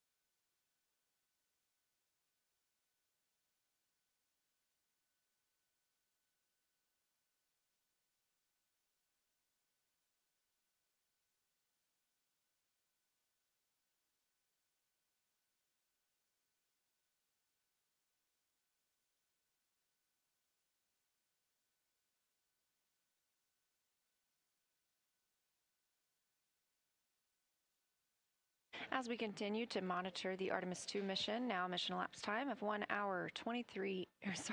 day, 23 hours, 8 minutes. The Orion spacecraft is now 116,700 miles away from Earth.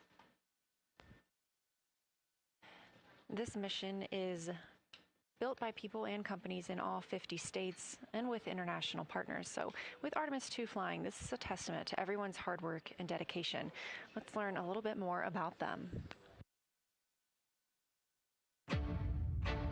What we're doing here is a collaborative effort of hundreds of thousands of people. This is about the parts, the hardware, the software, the services, all coming together to make that mission possible. My dream for this space program is that we would not just push the boundaries, but that we push them together. And liftoff of Artemis I. We rise together, back to the moon and beyond. It takes a team to do great things. And Artemis has an incredible team. We have international partners. We have commercial partners and industry partners. It takes unity to accomplish great things, and that's what this mission's all about. We're not sending our money to the moon and lighting it on fire. We're putting that money right back into the economy in ways that benefit everybody. So every dollar that comes out of the Treasury that goes to support this mission goes back into the Treasury 3 times. What is very important to me is that we do it the right way, and that we do it with our values, that our industries grow, that our communities grow, that our families are healthy and safe and have amazing things to work on. Then we're going to build machines to go even further onto Mars. That is our generation, the Artemis generation, that defines the starting point of our exploration future. I just want to say thank you to all of the hands that have touched a part of this program and the hearts that have moved everyone to this goal, because we're going to the moon and we're going beyond. One team. One team. One team. One dream.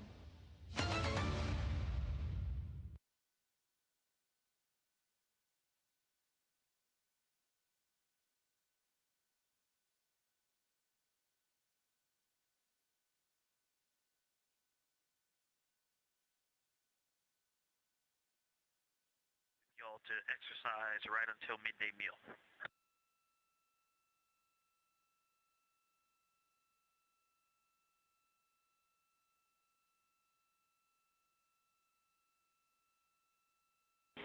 My apologies, Victor. We're checking.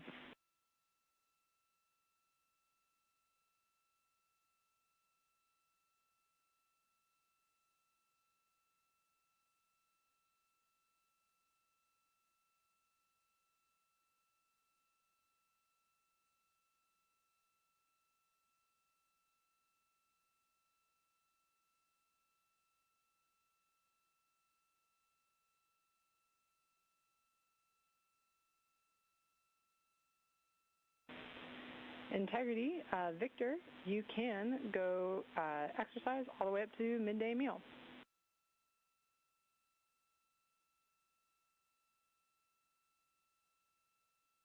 Copy, I'm getting started. Thank you. No problem.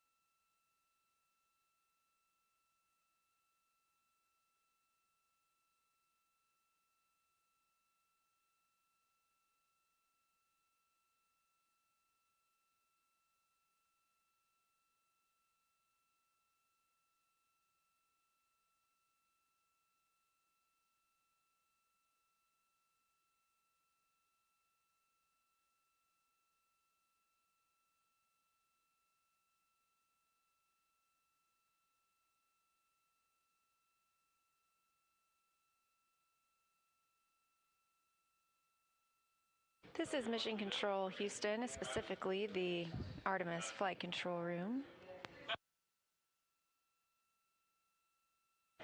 NASA astronaut and pilot of the Artemis II mission, Victor Glover, calling down to report he is hoping to get started soon on his scheduled exercise for the day. And since it's a little late, he's hoping to continue that until the midday meal.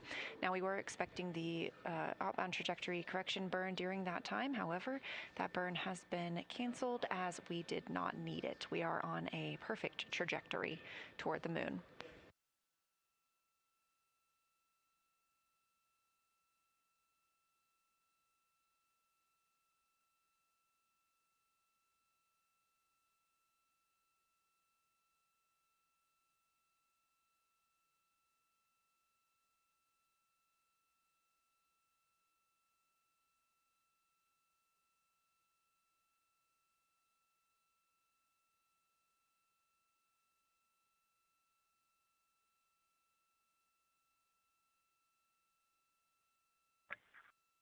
Houston, integrity on 1 for HHP. We're with you.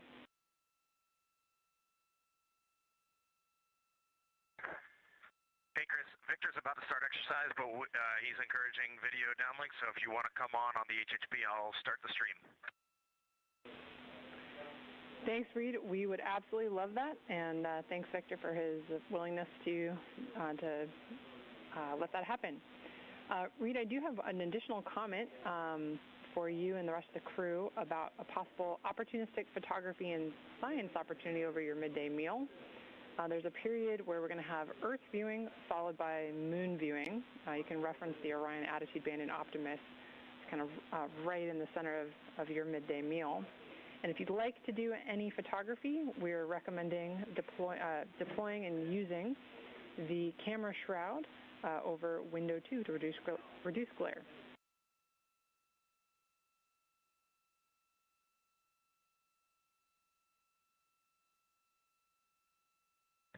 Okay, we love those little opportunities. Thanks for sharing them. Keep them coming.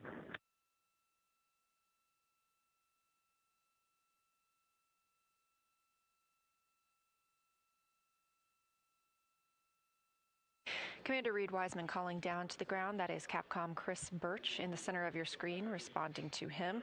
Capcom stands for Capsule Communicator, the one person communicating with the crew. Wiseman reporting that they expect to be able to turn on the camera inside the cabin soon, so we look forward to gaining those views of the crew. And Birch sharing Houston integrity for ECG. Go ahead, Christina. How's the troubleshooting going?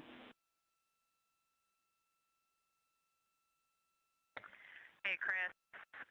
We are connected and charging on the little tablet. However, no joy getting a signal on myself nor Jeremy. Two things I can think of to try. One would be to let it continue to charge. It did just reach 20%. I checked and it does not seem to be in any battery saver mode. In fact, it says battery saver unavailable. I also checked the Bluetooth devices. The ECG is showing up as a device. However, it is giving me the option to connect in the Bluetooth area, and nothing happens when I do it. It does seem to be finding the device when I'm in the app. So the other thought I could try would be to forget and reconnect the device.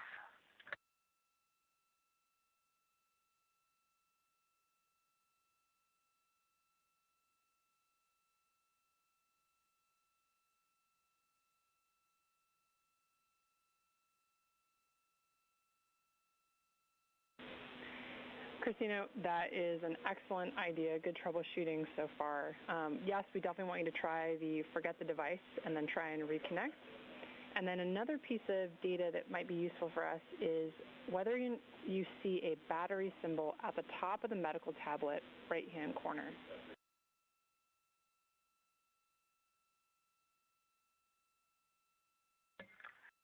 Do you mean within the app or just in the screens of the tablet? Good clarification, within the app.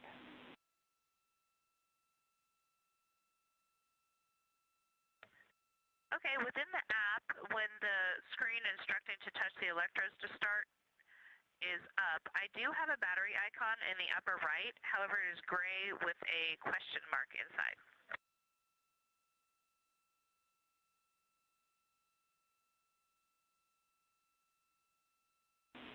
Okay, Christina, thanks. Yeah, that just gives us that confirmation that it's not connected to the ECG. Let's go ahead and continue with that Bluetooth troubleshooting steps for getting and reconnecting.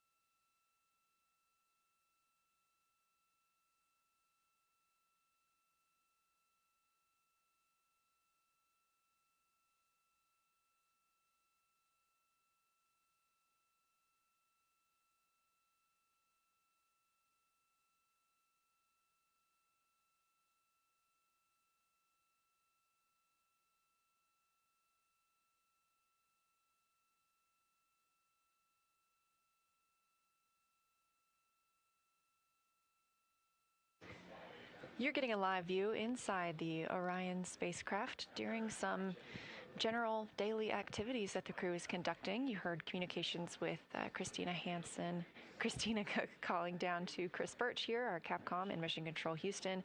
She continues to troubleshoot the ECG device that they are testing out.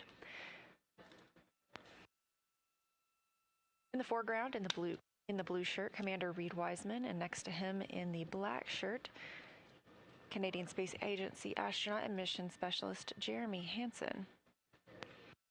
In the background, you're getting a look at NASA astronaut Victor Glover, pilot for the Artemis II mission, preparing to exercise. And what he is using is the flywheel device. We've discussed this a few times.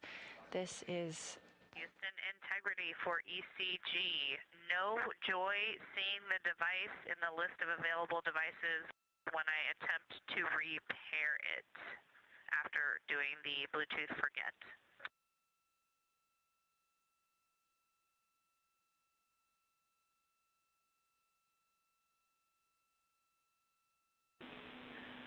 Okay, Christina, unfortunately, we are out of ideas at the moment. We're going to do some more thinking. We really appreciate all of your troubleshooting steps and actions you've taken. Great data for us, but we'll move on from this activity for the day. Thank you.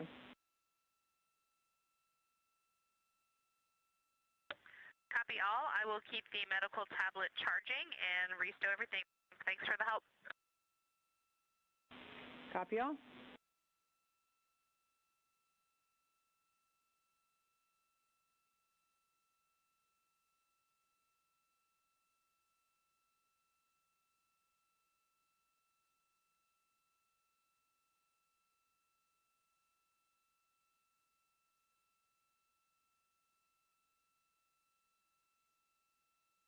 Again, those calls from Christina down to the ground as she troubleshoots that ECG device, the BME, or biomedical engineer, here in Mission Control Houston, working with their teams to continue developing procedures to help the crew troubleshoot.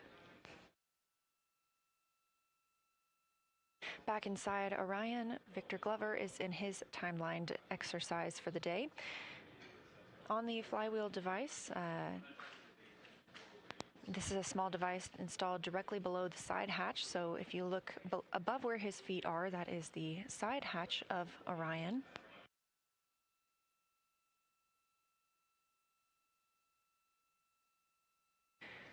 The flywheel is a cable-based device, so you can use it for either aerobic exercises like rowing or resistance workouts like squats and deadlifts, and today Glover is timelined to do resistive workouts. It can max out at 400 pounds of resistance.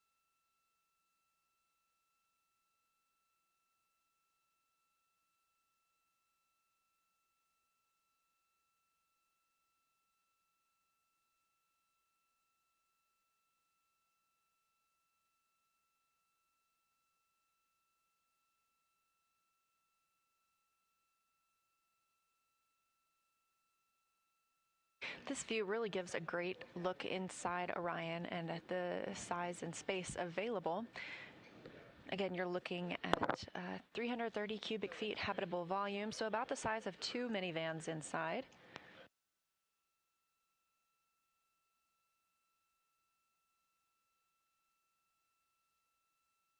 The crew obviously did not launch in Orion in this configuration. They have since been able to stow quite a lot of the hardware that was used during the launch portion. That gives them more space to move about the cabin.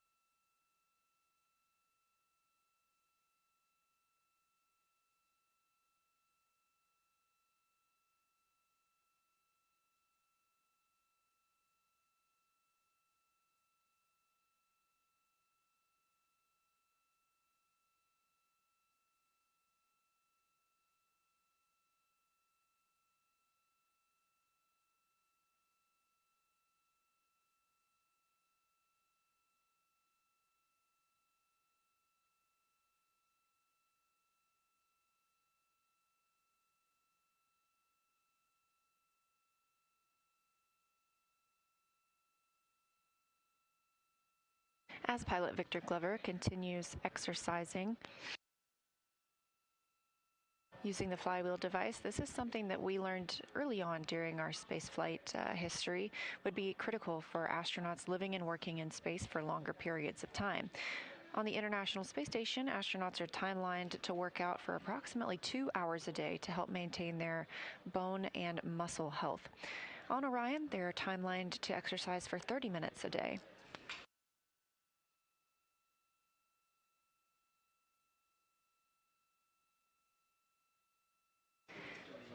Not only does this exercise help benefit the crew members and keep them strong, but it also helps inform how we treat things like osteoporosis on Earth.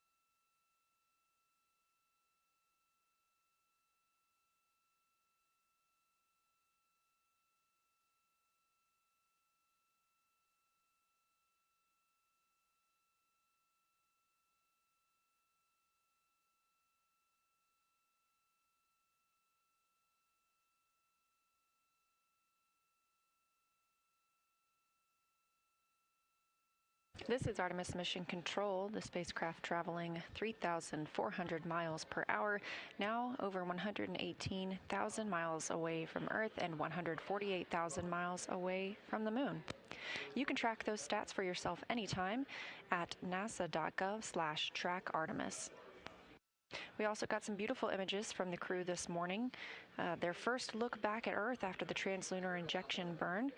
You can also see those images as well as the ones we intend to release as they come down on NASA's social media accounts at NASA and at NASA Artemis.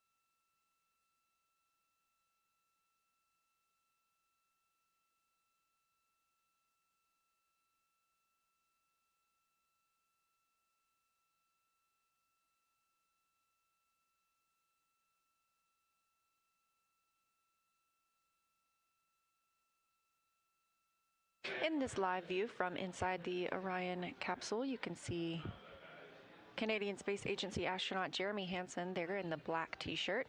Looks like he is unpacking some of the crew's meals ahead of their midday meal coming up.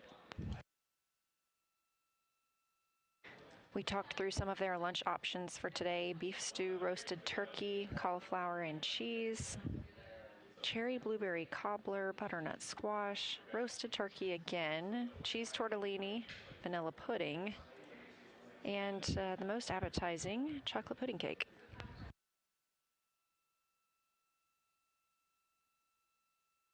And if you're a sauce fan like me, you'll like to know there is maple syrup, chocolate spread, peanut butter, hot sauce, spicy mustard, strawberry jam, honey, cinnamon, and almond butter, all flying around the moon as well.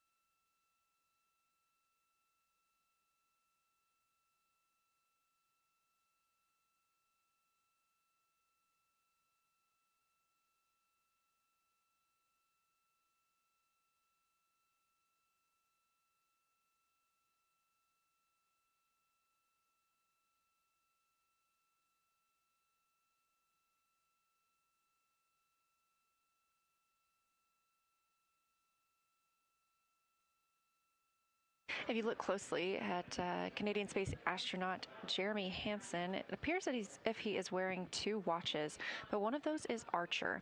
Artemis II astronauts wear wristband devices that continuously monitor their movement and their sleep throughout the mission. This data is going to be used for real-time health monitoring and safety assessments. And what they've completed pre-flight and will complete in post-flight evaluations help us get deeper insights into their cognition and behavior, their teamwork, of course, and their sleep quality in the deep space environment and inside Orion. Archer stands for Artemis Research for Crew Health and Readiness. And everything we learn from this test flight helps us prepare for future mission planning and crew support systems.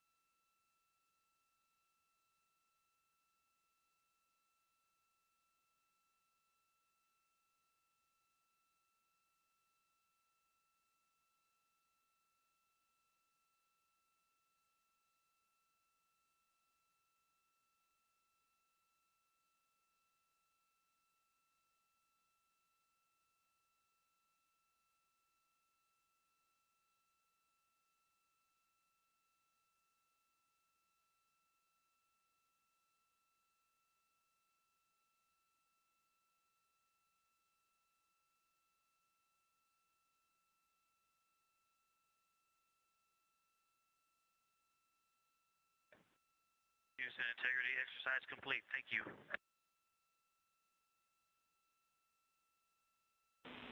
Thanks, Integrity. We copy.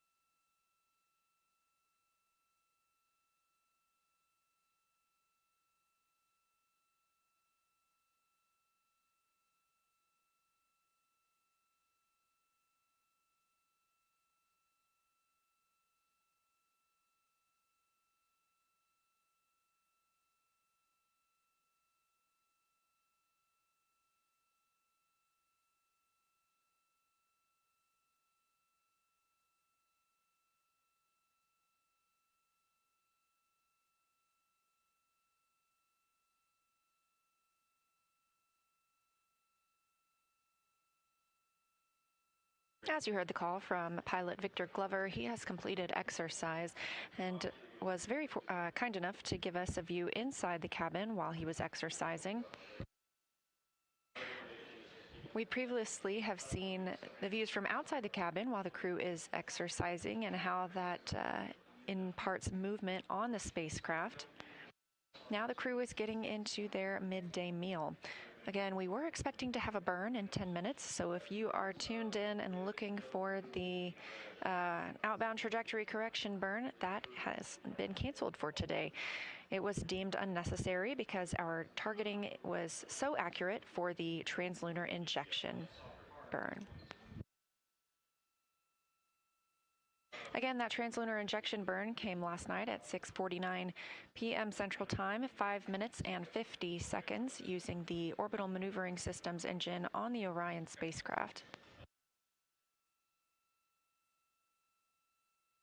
And when you hear the crew call down and discuss their PCDs, that portable computing device, it's exactly what you see Hansen and Glover using right now, those tablets that allow them to track what they've been up to in the spacecraft, monitor their timelines, and communicate through email.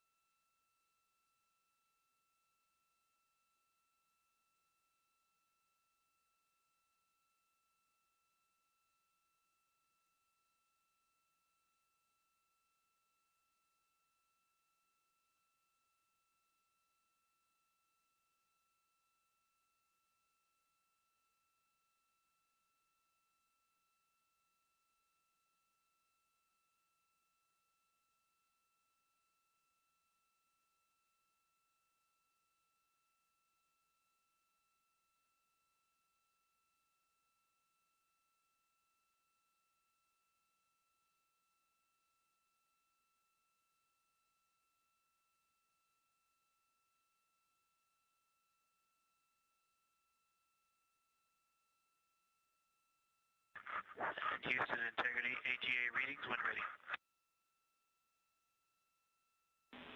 All right, we'll take them.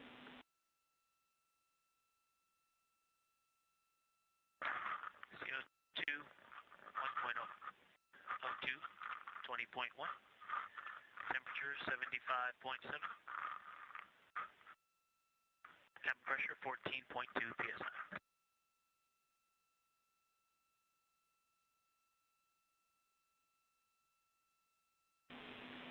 Copy all, and we believe we copied CO2 1.0. Just want to confirm.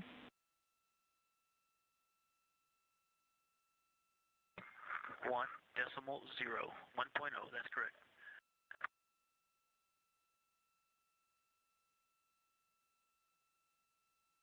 Okay, thank you.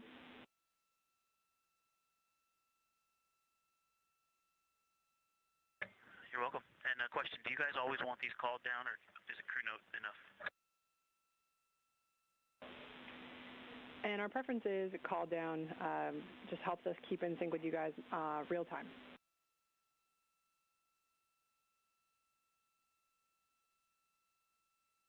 Copy.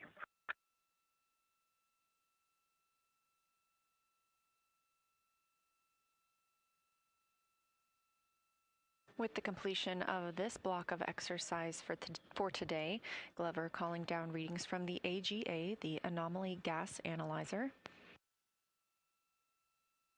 Those readings are requested before and after exercise, so they leave the device on throughout the time period that they are using that flywheel device.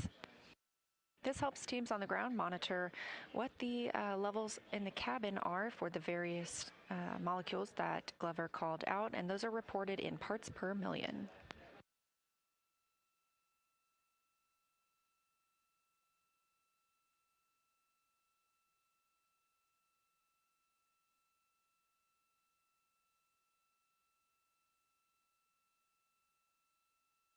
And we have just passed 2 days mission elapsed time. 2 days since the launch of Orion, atop the Space Launch System spacecraft from Kennedy Space Center in Florida, a very smooth ride uphill. We are now 3 days and 19 minutes away from the opening of our lunar flyby, targeted for flight day 6, when the crew will fly around the moon, the first time in over 50 years for humans to do so.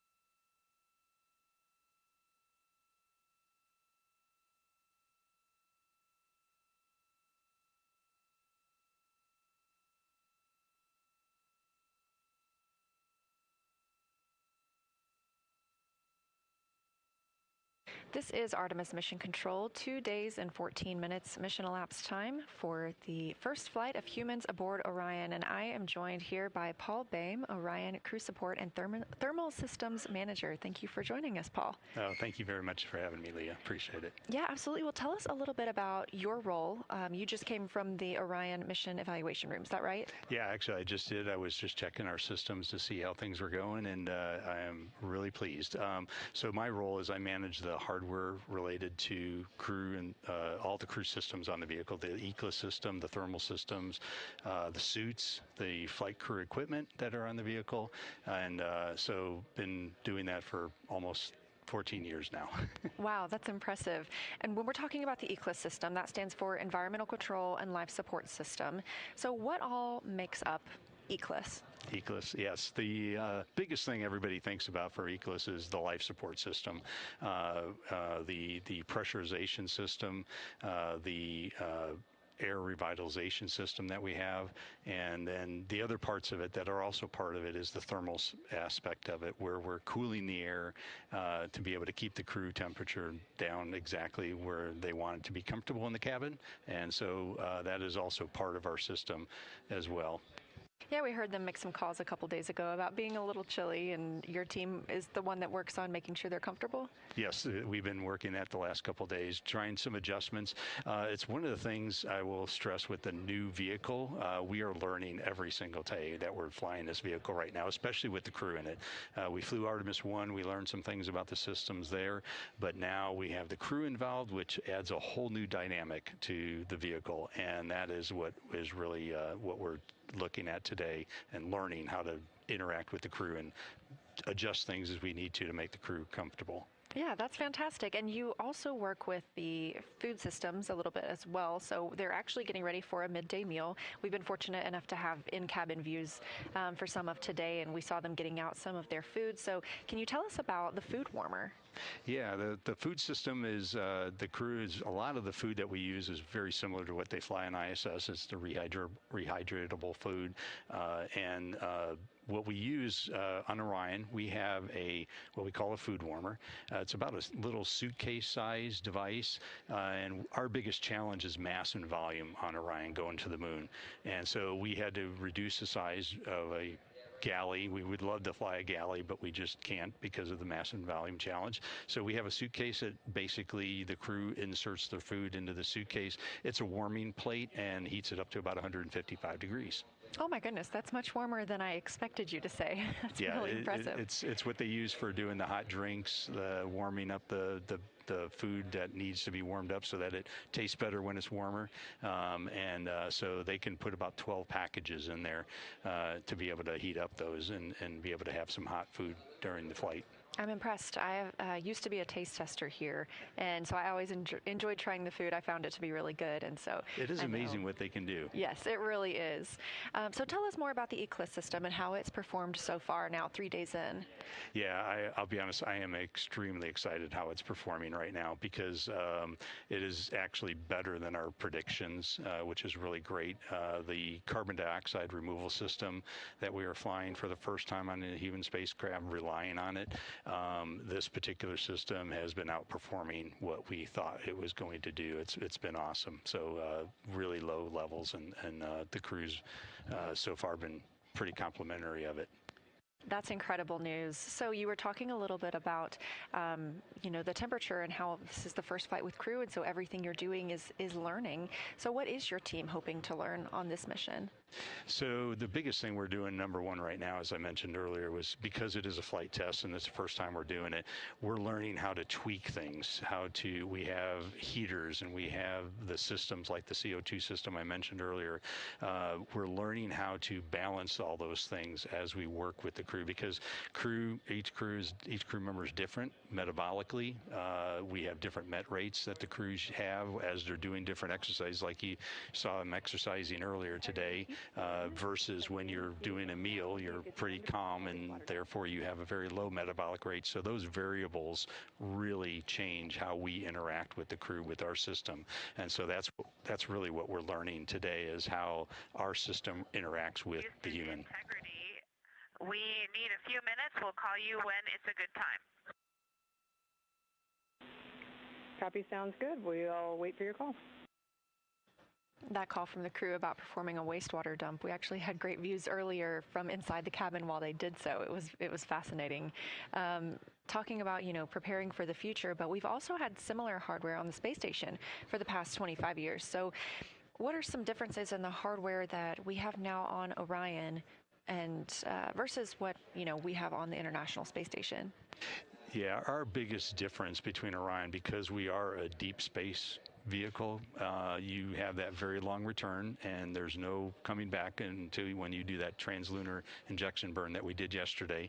And so it's going to be many days before we can actually get back. So when we designed Orion, we really looked at the ecosystem to try to figure out how can we make it simpler. And then some of the systems that we have, as I mentioned, the CO2 removal system that we have, we needed a regenerable system such that you weren't flying consumables that you had to use up every day and replace. That's a lot of things. I think I calculated one time, it's about 143 basketballs worth of lithium hydroxide canisters we would need to do a 21-day mission with Orion versus our current system, which takes about 16, volume about 16 basketballs to be able to go do that. And so it's a regenerable system. It essentially removes the carbon dioxide from the cabin air, dumps it overboard, and those items are recyclable every time you expose them to vacuum. They regenerate, and now you can expose it back to the cabin air again and remove more CO2. So it's those regenerable type systems. We flew some test examples of this on ISS to see how that went, but this is the first time we're actually flying with this type of system on a human spacecraft and completely relying on it. Wow, amazing. And we've also heard some calls about the anomaly gas analyzer and taking those readings and the calls down from the crew about what they have gas-wise in the cabin. So how does your team take that data and interpret it? So the biggest thing we have is certain limits on CO2 levels that we try to maintain without getting too specific, but I will. It's 4 millimeters of mercury is the level that we rely on. And basically we use those AGA measurements to basically bounce against that level that we're at. And so I believe, if I remember correctly, it's about 0.4 millimeters here on the ground that we're normally breathing. And so we try to stay as low as possible with carbon dioxide in the cabin. So, and the readings that we're seeing right now are actually kind of phenomenal for a human spacecraft. So it's great. Wow, that is great. Well, congratulations to you and your team on a great mission so far, and we will be keeping an eye on everything as we move forward. But Paul, thank you again for joining us here. Oh, thank you very much for having me. It's been a great flight so far.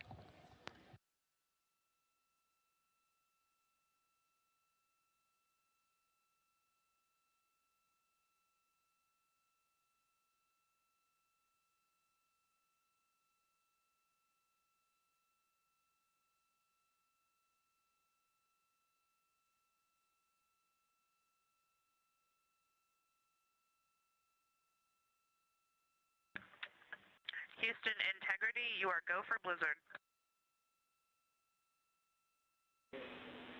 Copy, go for Blizzard.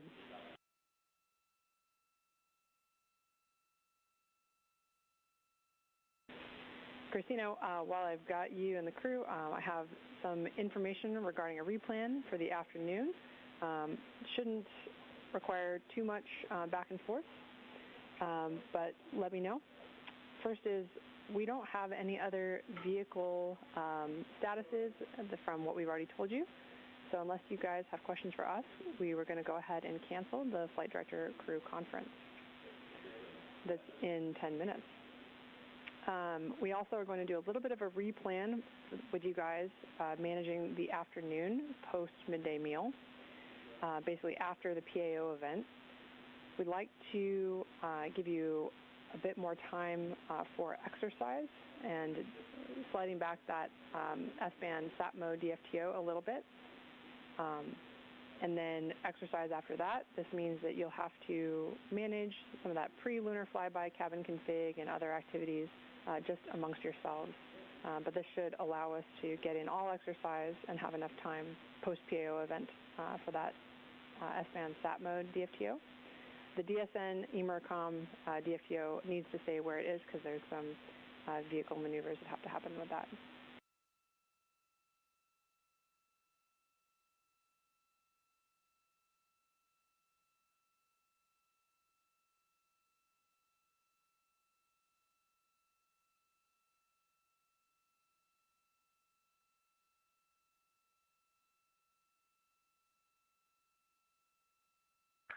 Hey, Chris, let me just make sure. Are you saying we can defer the S-band sat mode DFTO, but do the DSN emercom on time?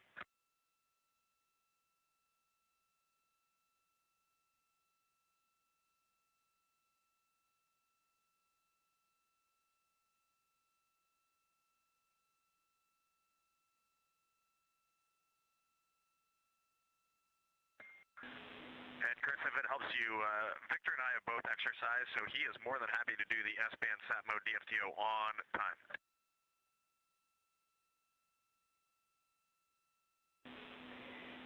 Thanks, Reed. Just talking down here with the team to make sure I got the right words to give you.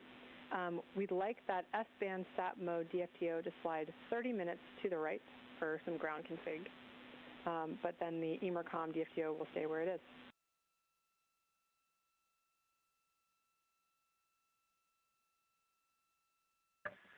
Okay, that sounds good. Ike will be ready 30 late for S-band sat mode, but if you could also please give us a heads up when your commanding is done and you're ready for that activity, that would help us out. Absolutely, Wilco. The other thing we want to remind you is that in your midday meal, we have about a 1 hour forward DSN LOS, but for most of that, we've got return. And kind of in the middle of your midday meal period, you'll notice there's, like I mentioned, this good Earth and Moon viewing positions. It's also roughly when you're going to pass close to the halfway point between the Earth and the Moon, and you can reference your altitude on the PFD for that midway point. Yeah, crazy that we're seeing 105,205 miles, and it's still going up pretty quick. Thanks for all that, Chris. Great. Thank you guys so much. Enjoy your lunch.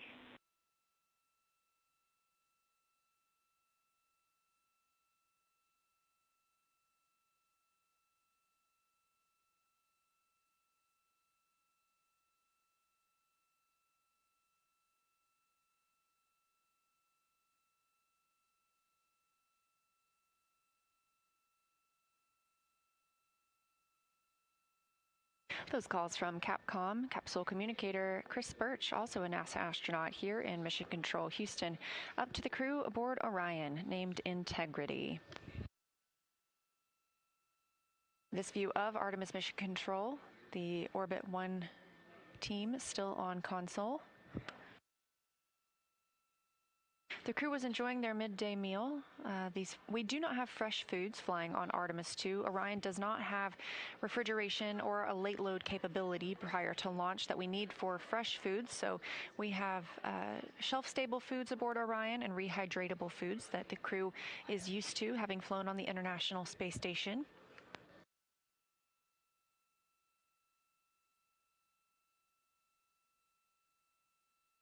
As we saw in the earlier video, the Artemis II crew had direct input into the food that they have available during the flight. They were able to sample and rate all of the foods on the menu, and their preferences were balanced with the nutritional requirements needed and what Orion can accommodate.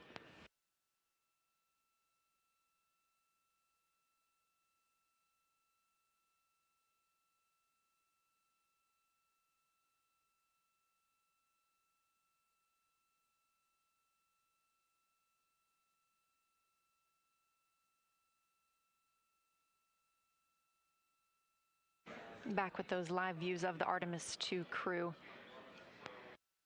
We just spoke with Paul Boehm, Orion Crew Support and Thermal Systems Manager, telling us a little bit more about the food warmer on Orion. So if the crew needed to heat up any of the foods that they are eating today, they were able to do so with a approximately briefcase-sized food warmer to heat the meals as needed.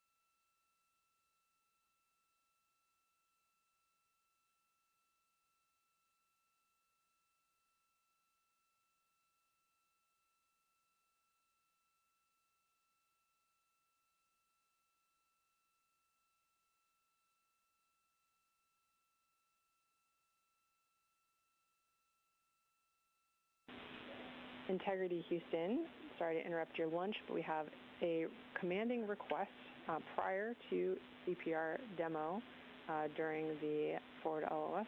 Let me know when you're ready.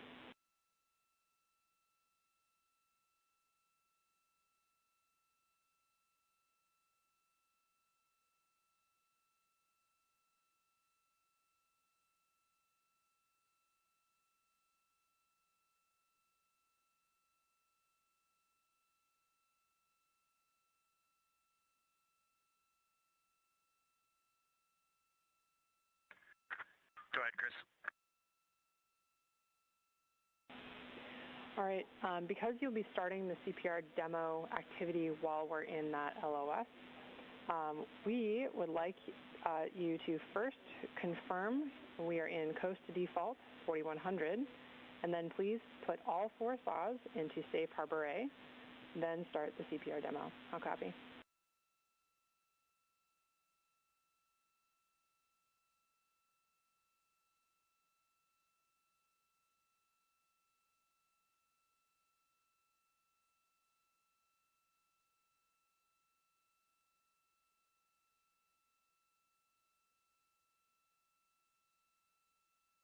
Okay, Chris, before starting CPR demo, we will verify coast default 4100, and we will command all 4 saws to safe harbor A. Good read back. Thanks so much.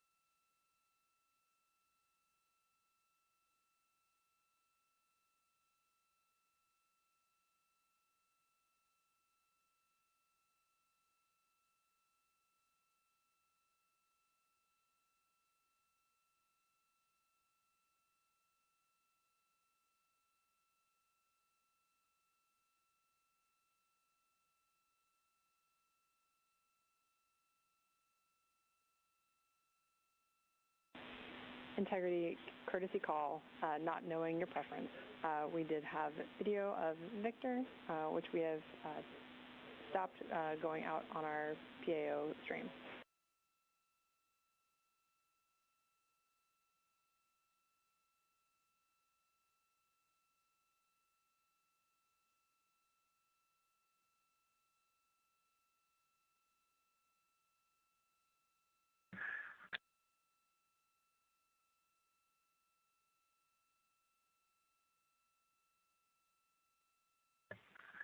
We appreciate that, Chris. We were definitely good with it going out, but we also understand if you want to restrict, no problem either way. Okay. Copy all. I will update our now growing crew preferences sheet. Thank you.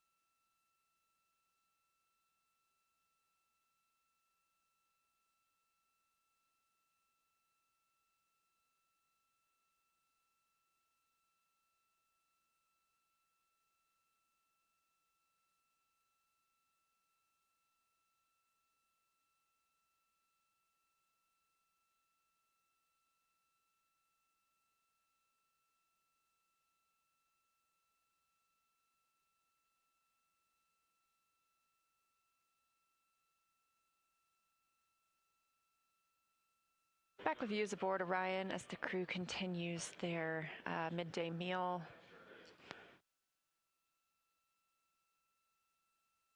NASA astronaut Victor Glover having completed his exercise. Cleaning up in space. Obviously, we do not have showers aboard the Orion spacecraft.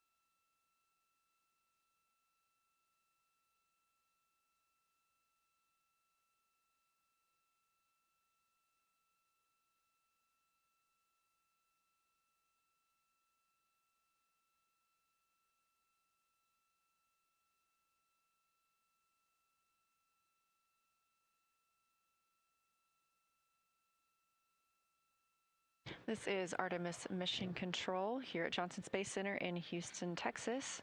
Getting a live look inside the Orion spacecraft. They are still... Integrity toilet will be available throughout the LOS.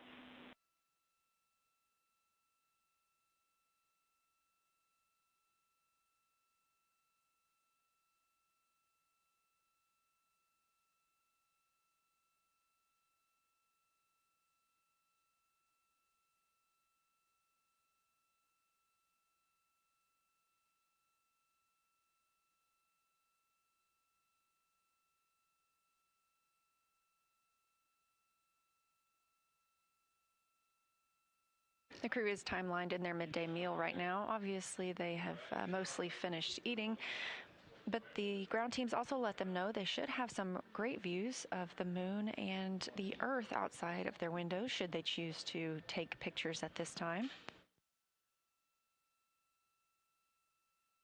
As we saw earlier, there are also timelined wastewater dumps from Orion, and during that time the crew is instructed to not use the toilet. So the crew is about to go into an LOS, loss of signal, while they're on the Deep Space Network, and the ground teams here were calling to let them know that there will be no wastewater dumps scheduled during that time, so they'll be able to use the toilet as they need.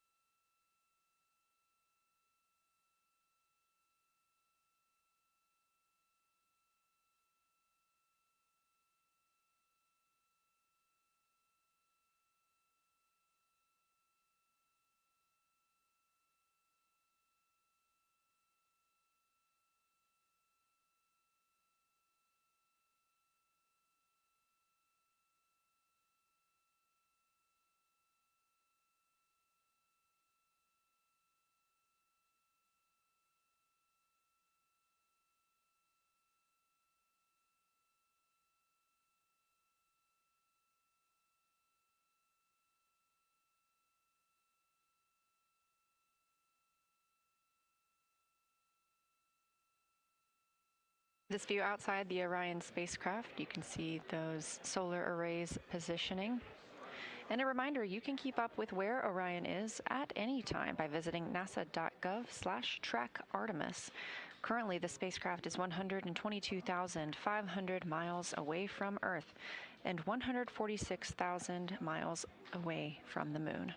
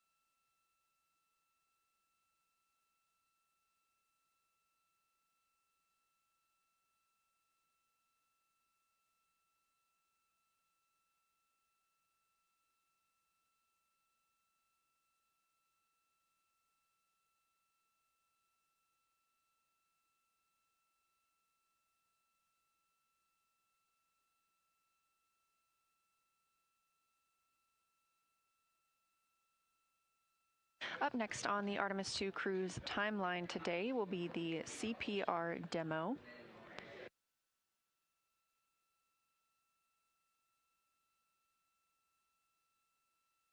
Ground teams have requested that as the crew conducts this demonstration with choking and CPR responses in the cabin, that they configure one of the cameras for recording. They'll be able to use the footage captured for this for future training use.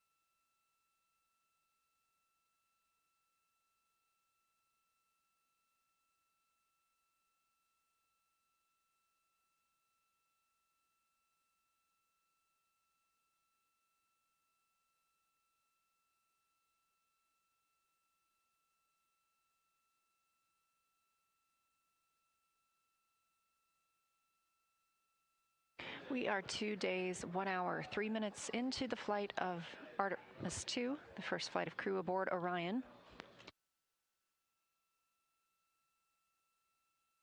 Spacecraft now 123,000 miles away from Earth. You're getting a live look inside the capsule as our 4 crew members, Reed Wiseman, Victor Glover, Jeremy Hansen, and Christina Cook, are wrapping up their midday meal, getting the opportunity to take photos out the window of Earth and the Moon. We are in an LOS period, loss of signal from the ground side. This was tracked and communicated to the crew.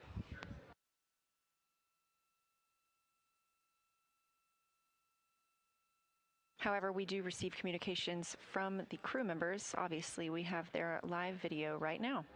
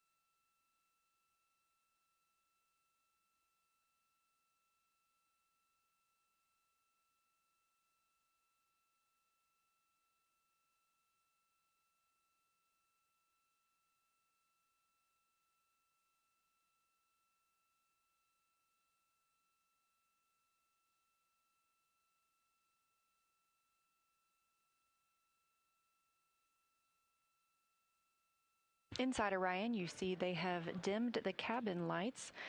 They have this option to allow them to get better views outside the window so there aren't any reflections from that lighting onto the windows. Being that we are 123 miles away from Earth and that distance continuing to grow, we are 145,000 miles away from the moon. And I think I previously said 123 miles from Earth. That's 123,000. So we are getting closer to that halfway point between the Earth and the moon.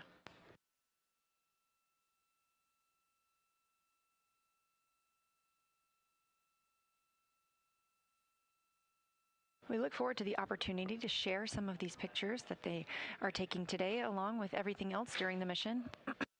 We did receive some beautiful images this morning from the crew as they departed Earth after the translunar injection burn yesterday. You can follow NASA on social media at NASA or at NASA Artemis to see these pictures as we receive them.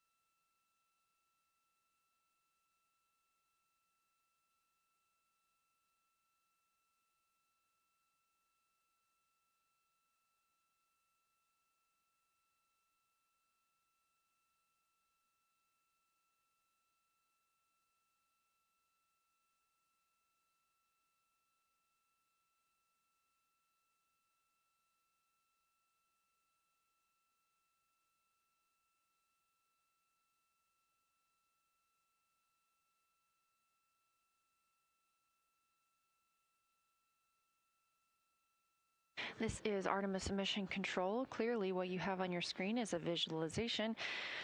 We are in a loss of signal with the Artemis II crew and the Orion spacecraft. This was a tracked LOS while we are on the Deep Space Network. We expect to regain communications shortly. In the meantime, the crew using some of their lunch break to photograph Earth and the moon outside of the cabin windows.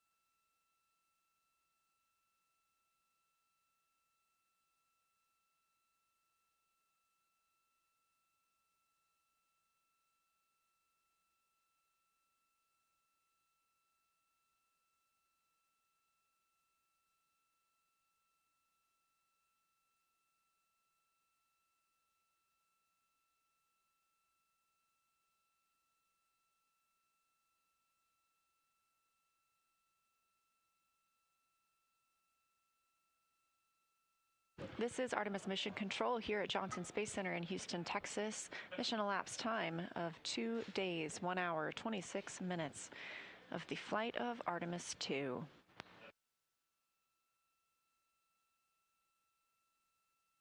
Our crew members aboard have wrapped up their midday meals. They are now moving into the CPR demo. This allows the crew to practice how they would practice CPR should they ever have the need aboard the Orion spacecraft. They will record this for the flight teams here on Earth to analyze and use as future training. You also just saw some movement on the camera. They were moving the solar array wings into the safe harbor position. This is what we do when we expect any movement inside the spacecraft, whether that be exercise or something like this CPR demo. We won't have inside views during the CPR demo.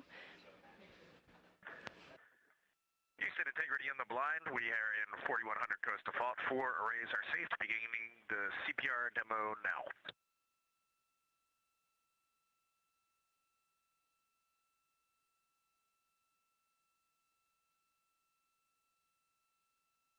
And if you heard that call from Commander Reed Wiseman, he says in the blind, not knowing whether we can hear them or not because we recently experienced a loss of signal or an LOS. Obviously, we did hear that call from the crew.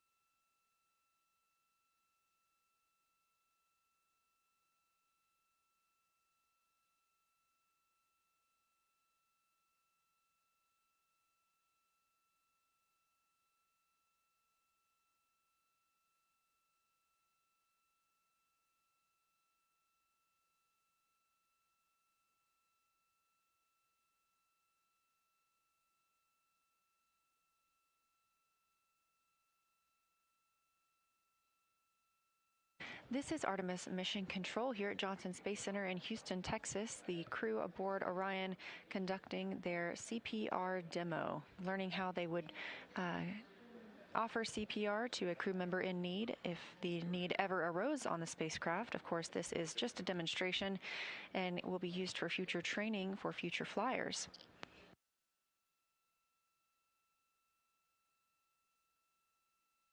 Another consideration when we fly in space are solar eruptions. Between the Apollo 16 and 17 missions, the solar eruptions were a near miss for our lunar explorers. Today, those Apollo-era flares serve as a reminder of the threat of radiation exposure for astronauts in space, as well as technology. So understanding and predicting these solar eruptions is crucial for our safe exploration. We now have data, technology, and resources available that have improved, which enable advancements towards space weather forecasts and astronaut protection. These are all key to NASA's Artemis program to return human astronauts to the moon.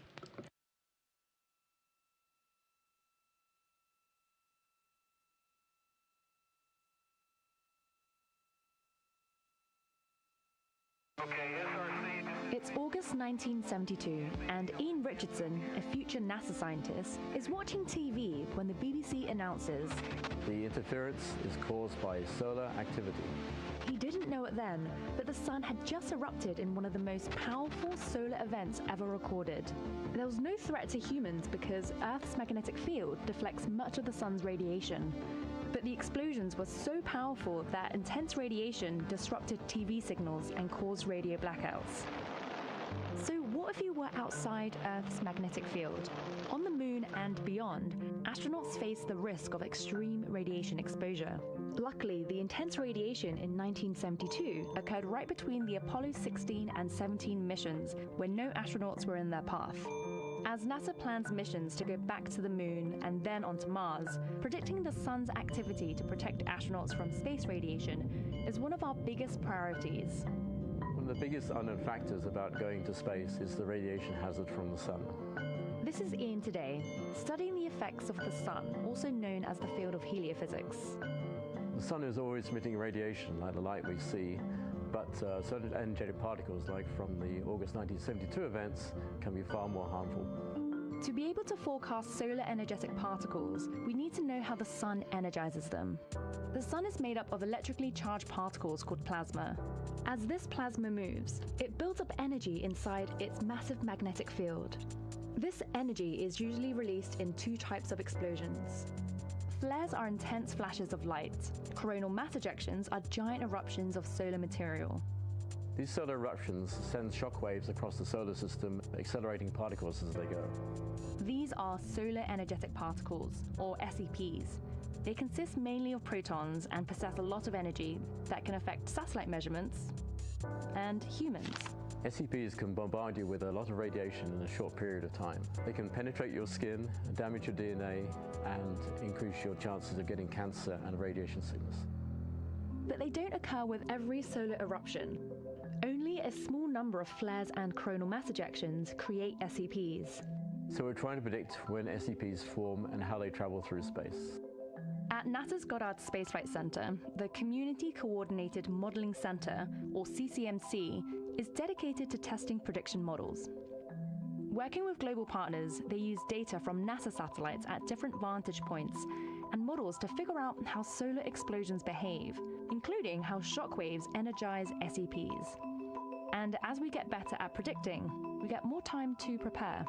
Preparation for an SEP event, of which you may know that is already coming, and perhaps the magnitude as well, the technique that you would want to use is to put as much mass between you and the source. On the surface of the moon or Mars, astronauts can go underground or build shelter with local materials. But in transit, astronauts can only be protected with what's on the spacecraft. Which means that you might have elements on a spacecraft that have multiple purposes. NASA's space radiation specialists are testing different ways to do this. One strategy they tested on the Orion spacecraft involves crew members barricading themselves with as much mass as possible in the center of the spacecraft. Other possible techniques in development include vests that add mass and electrically charged surfaces that deflect particles. In terms of radiation protection and radiation mitigation, the factor of time is extraordinarily important. The Sun has a natural 11-year cycle that transitions through low and high activity, which is indicated by the number of sunspots on the surface. More sunspots mean more eruptions, resulting in a higher risk for SCPs. But during this increased solar activity, the Sun's magnetic field strengthens, enhancing its shield against another important source of radiation, galactic cosmic rays. These are charged particles traveling at nearly the speed of light that are thought to come from supernova explosions from within our galaxy and possibly further out in the universe. If solar energetic particles are intense sporadic storms, then galactic cosmic rays are a constant drizzle. Galactic cosmic rays are more sparse, but also much more energetic. They include heavier elements that can penetrate through vast amounts of materials. Understanding the rate of galactic cosmic rays helps us determine how much time astronauts can spend in space safely. To date, humans have only been on the lunar surface for a cumulative total of about 12 days. A trip to Mars will take 6 to 10 months each way. That means even more radiation exposure, and so NASA is doing work to prepare for that.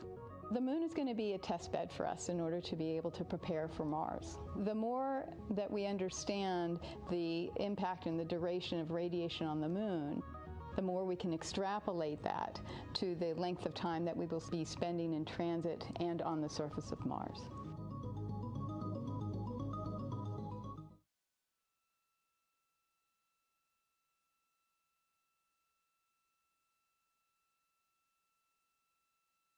You're looking at a live view of the outside of the Orion spacecraft.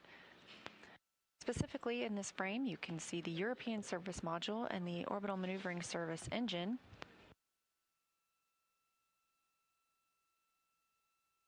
And in the video we just watched about deep space radiation, you saw some team members demonstrating how they could use cargo transfer bags to help protect a crew from radiation exposure. That is something that this crew will test out as well. On Flight Day 8, they have a radiation shelter demo timelined. During that time, the crew will build a makeshift radiation shelter within the cabin and prepare the lockers on the spacecraft for ingress. Of course, this is just a demonstration and practice in case it were to be needed for a future mission.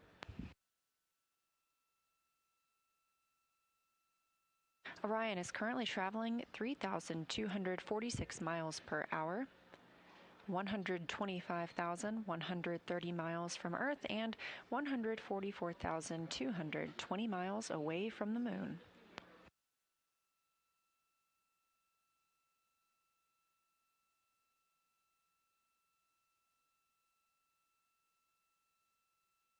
If you're just tuning in with us today, we were expecting to have the outbound trajectory correction burn this afternoon. However, that burn was canceled as it was deemed unnecessary following such a precise translunar injection burn yesterday. Teams confirmed we are on the proper trajectory to send us around the Moon and bring the crew home on Flight Day 10 with a splashdown in the Pacific Ocean. So they were able to cancel the outbound trajectory correction burn. And according to Christina Cook, the crew was able to enjoy a snow day.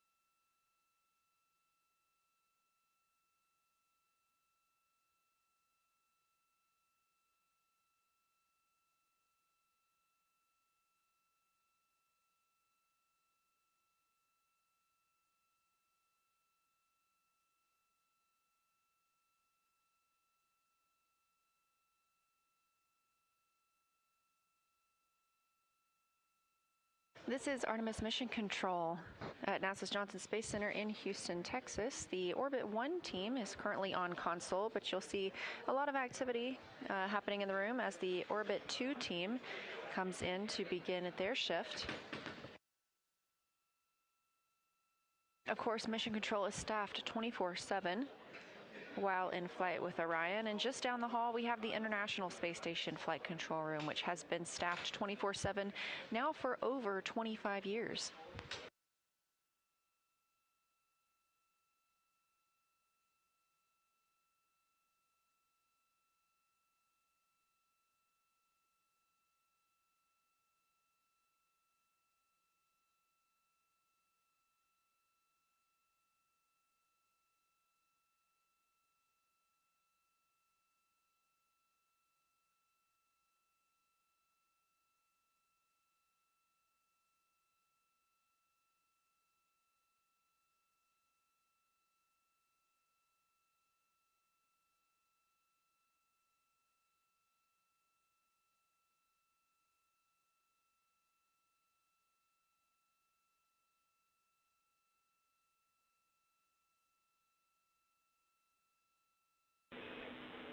Integrity Houston, comm check, back with you on DSN.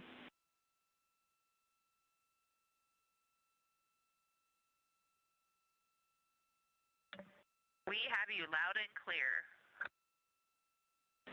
Fantastic.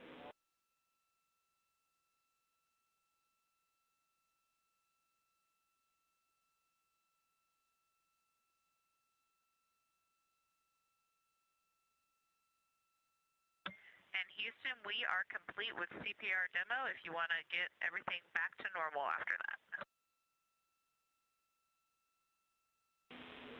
We copy. Thanks, Christina.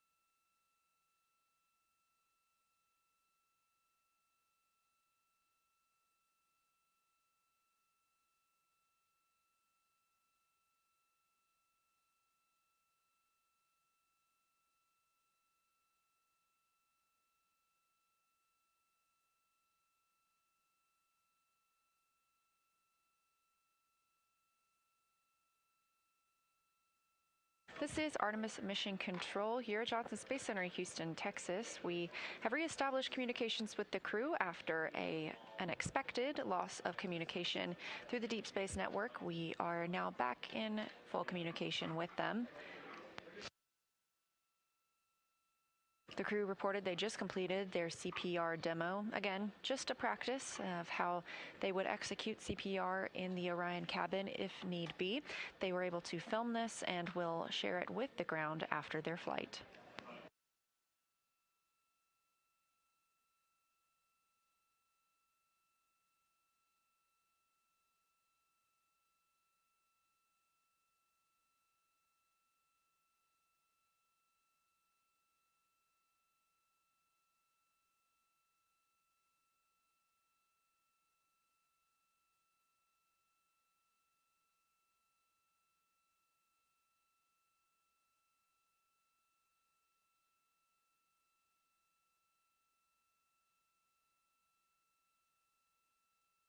And this view on your screen coming from a camera mounted on one of Orion's 4 solar arrays. Each solar array wing has its own camera, and this one is currently pointed back to see all of us on Earth.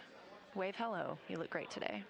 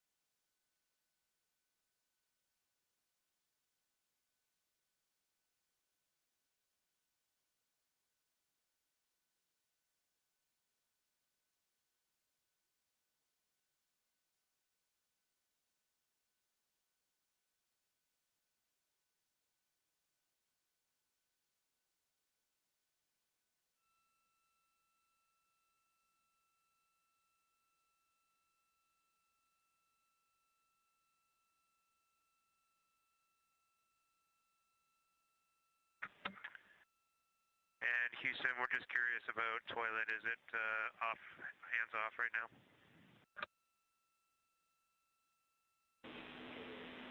Integrity, toilet is go for use.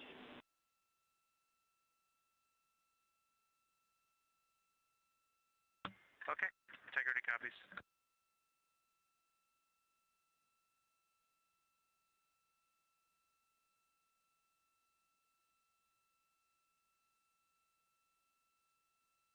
This live view inside Orion of the Artemis II crew. Integrity feedback on your camera position. For your information, the top third of the flags is not visible.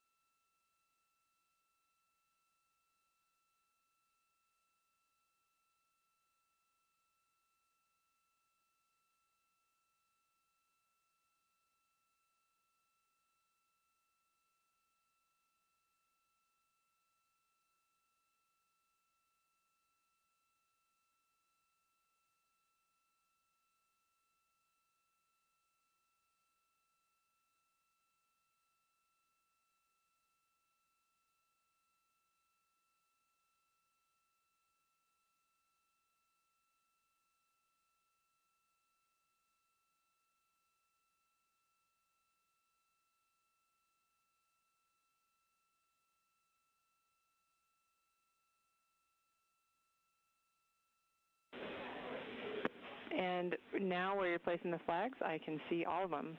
On the bottom part of the image, I can see about midway on Christina's calves, and I can see Victor's head and the camera to the in the right side of the field of view from the perspective of this camera. Copy thumbs. Looks great. Christina is well centered in the frame.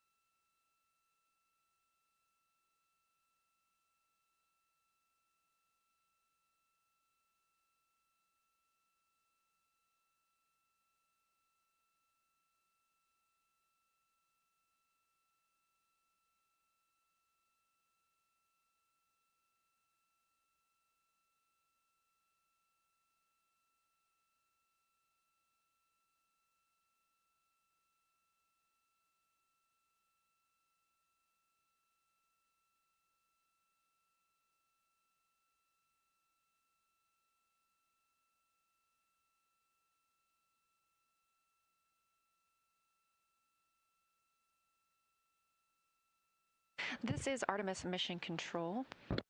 Here at Johnson Space Center in Houston, Texas, the Orbit 1 team is handing over to the Orbit 2 team, now arriving on console. A live look inside Mission Control.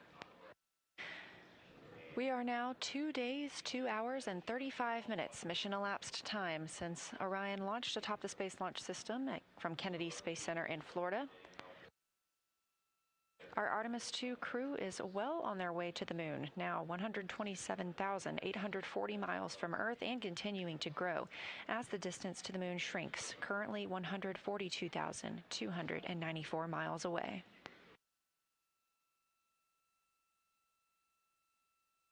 This a live view from a camera on the solar array wing on Orion, looking back at the spacecraft, and over there on the right side of your screen, home sweet home, our planet Earth.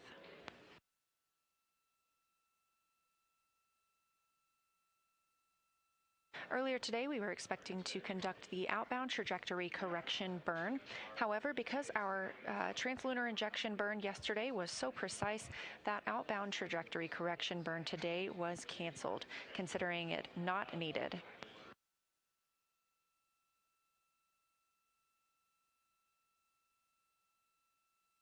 As the Orbit 1 and Orbit 2 teams hand over, I am also handing over the Public Affairs console to my friend and colleague, Anna Schneider. She'll be continuing our live coverage. Again, we're here 24/7 throughout the mission, all the way through splashdown and recovery of our astronauts.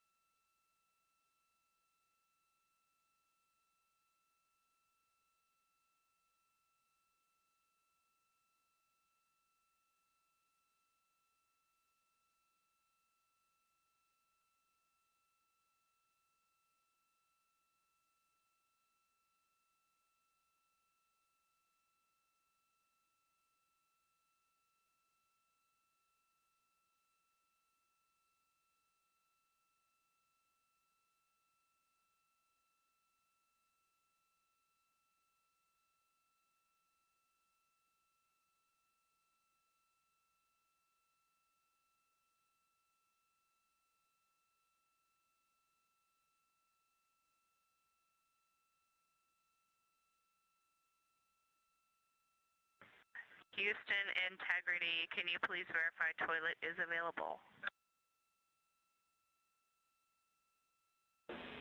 Integrity toilet is available. Go for use.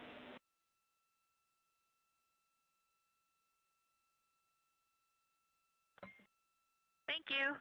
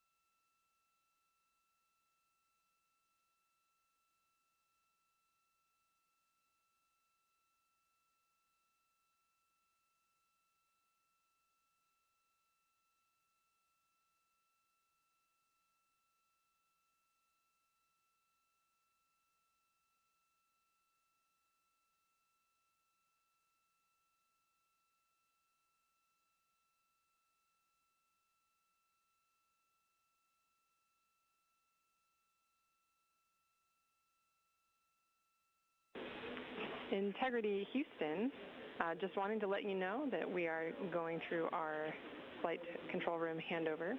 I am bidding you farewell and appreciate getting the opportunity to support you thus far.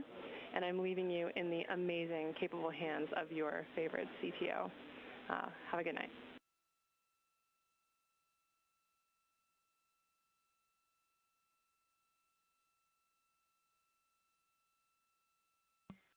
Good night, Chris. It was a great day working with you, and safe travels. Enjoy training.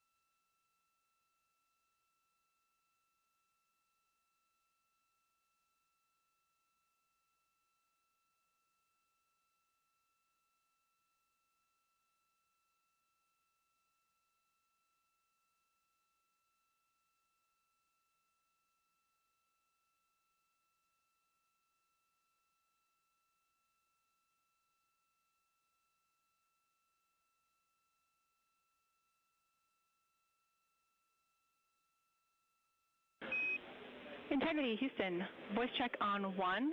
We're setting up for ascend DFQ.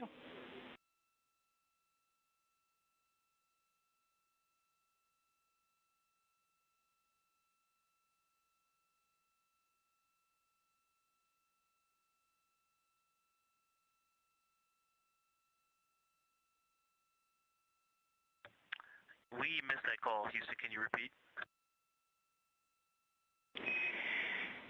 Yeah, we were doing some setup in prep for the sat mode DFTO and needed to do a quick voice check, and we had you loud and clear.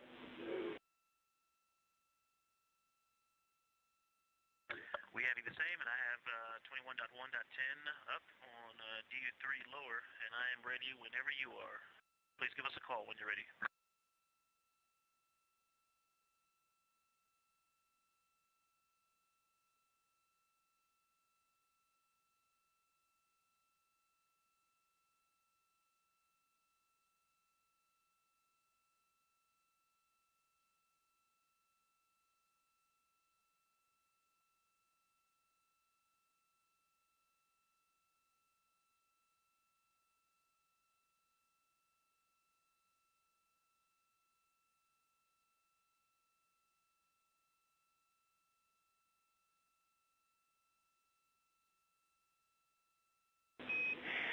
And Victor, we copy you are ready for the DFTO. As we mentioned earlier, we'll delay it about 30 minutes from the start.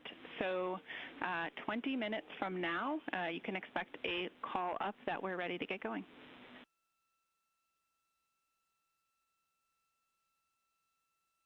That sounds great. It's good to hear your voice, Jackie. How are we doing so far? It's great to talk with you, and doing great. Keep it up.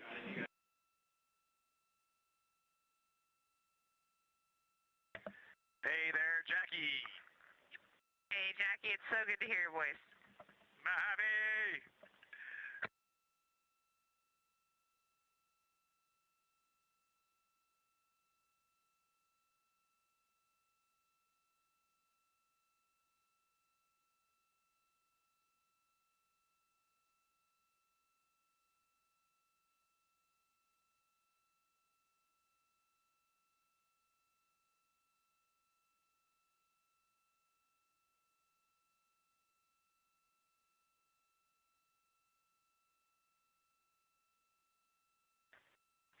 Houston integrity for acoustic monitor question. Go ahead for acoustic monitor.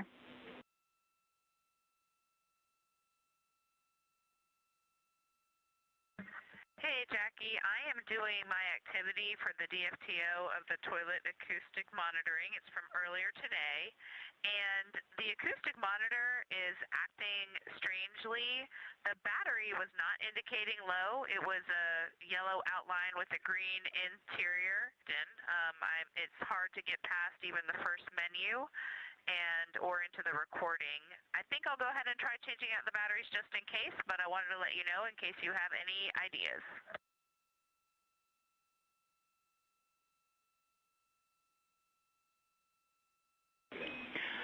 Okay, Christina, we copy on the acoustic monitor.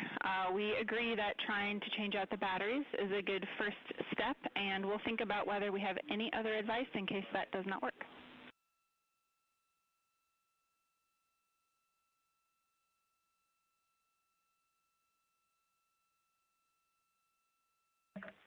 Copy, thanks.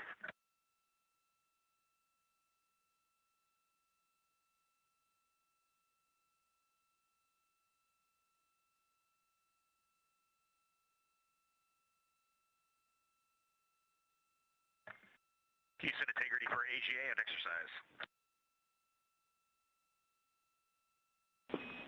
Go ahead.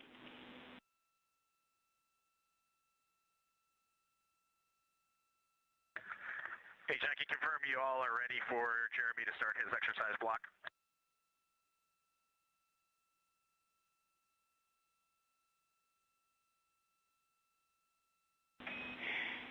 Hey, great question. Thank you for checking. We still have a couple of things to configure before we're ready for active exercise.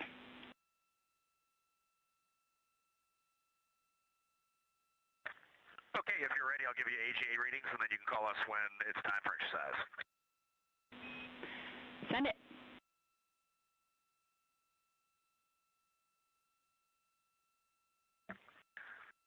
Carter, CO2 is 2.0, O2 19.7. Cabin pressure is 14.1, and temp is 76.1.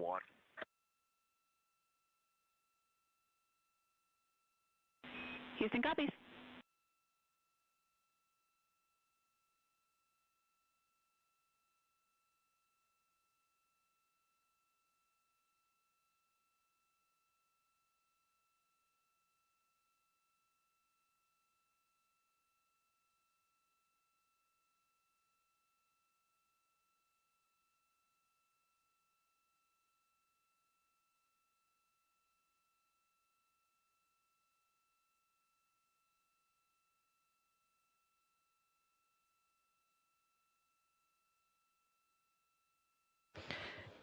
Good evening from Mission Control Houston inside the Artemis Flight Control Room. I'm Anna Schneider with NASA Communications, and the Orbit 2 team of flight controllers has recently come on console and have completed their handover with the Orbit 1 team. The Orbit 2 team on console is being led by Flight Director Paul Kanya. And next to the flight director there on your screen, you can see the Capcom or capsule communicator, who is Jackie Mahaffey, and she is the individual that is communicating directly with the crew on board the Orion spacecraft as it makes its way to the moon as part of the Artemis II mission. Jackie Mahaffey also served as the Artemis II training lead, so she has worked pretty closely with both the crew and the flight control teams as they prepared for this Artemis II mission. We are now 2 days, 2 hours, and 54 minutes into the Artemis II mission, following a launch at 5:35 p.m. Central, 6:35 p.m. Eastern on April 1st. The Orion spacecraft, which was named Integrity by its crew, is currently about 128,000 miles away from Earth and has about 141,000 miles between it and the moon. HHP views Jeremy's about to start exercise. He's okay with that. Up to you, though.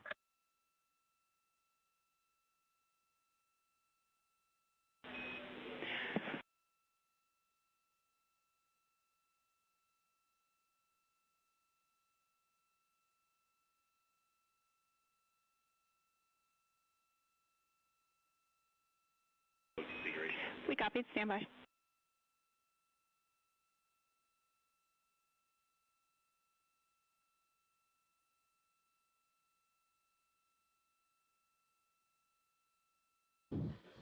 And you just heard some communication there from NASA astronaut Reed Wiseman, who is the commander of the Orion spacecraft, down to the team here in Mission Control Houston. They have been discussing some upcoming exercise activities. So on the timeline, CSA, or Canadian Space Agency astronaut Jeremy Hansen, is scheduled to complete his daily exercise, and then Christina will complete her exercise as well. The crew uses a device known as the flywheel on board the Orion spacecraft to complete that exercise every day. While Christina and Jeremy complete their exercise, NASA astronaut Victor Glover is also scheduled to complete a SATBAN, or a search, acquire, and track DFTO, or developmental flight test objective. And then a little bit later in the day, NASA astronaut Reed Wiseman and NASA astronaut Victor Glover will also complete some checkouts of medical devices. And then all 4 crew members will work to complete some pre-lunar flyby cabin configurations as they continue on into their day.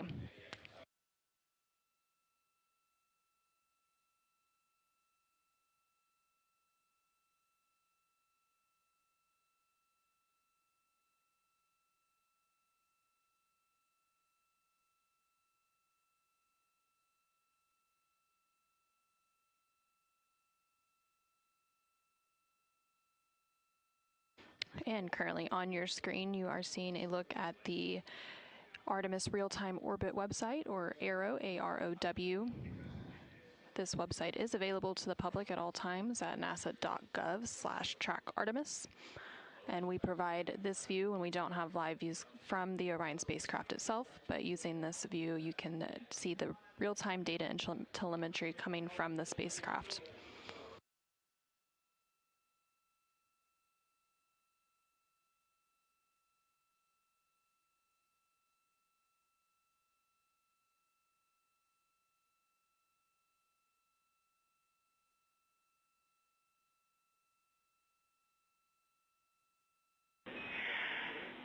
Integrity Houston for timeline, big picture this afternoon.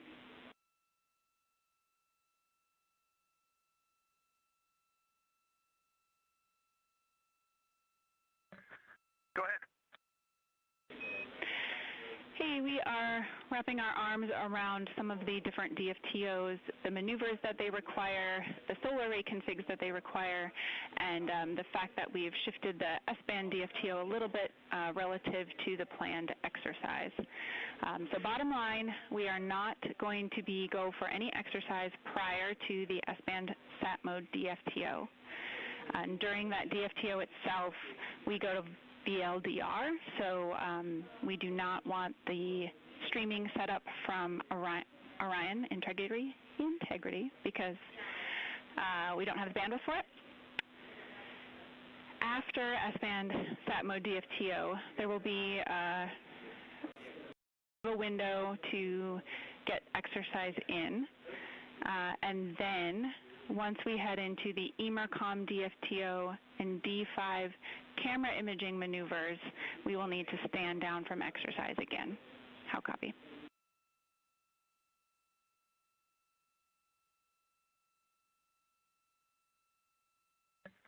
Copy all.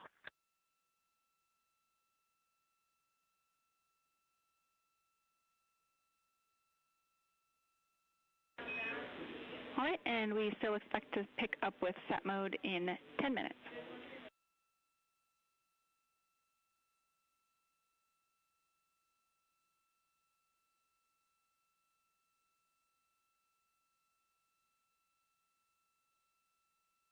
Okay, we copy. Standing by for set pointing mode DFTO in 10 minutes.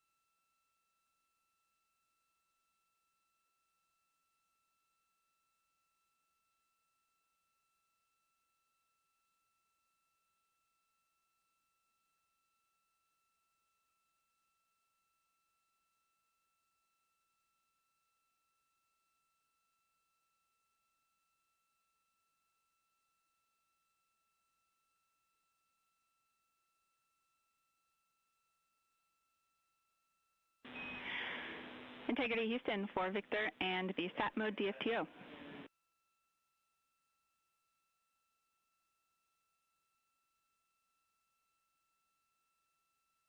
I'm with you, Jackie. Hey, we are ready for you to get going in that procedure. One answer for you in step 5.2, instruction 68. The answer will be yes, you would like to do that type of maneuver.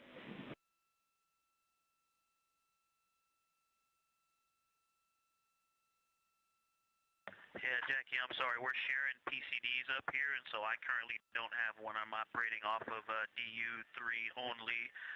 But Weed has one and a pencil out now. Can you just repeat that whole transmission?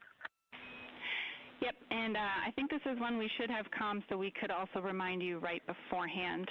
But in instruction 68, the question is, will maneuver be a rotation around the biased tail to sun vector? And the answer is yes.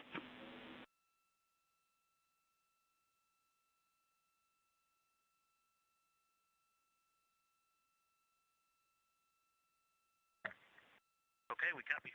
Thank you. Any other data I need before I get started with this procedure? Nope, that's it, and we're ready for you to begin.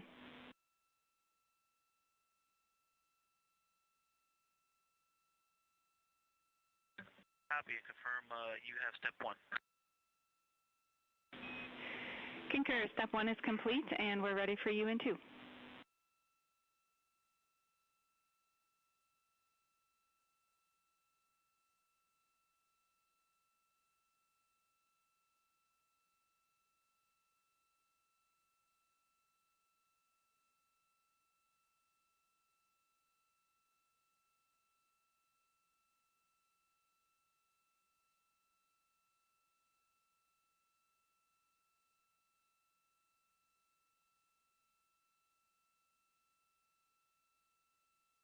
This is Artemis Mission Control in Houston, Texas. You have been hearing some communications between NASA astronaut Victor Glover, who is serving as the pilot on board the Orion spacecraft, and the Capcom or capsule communicator here in Mission Control, who is currently Jackie Mahaffey, which you can see there in the center of your screen.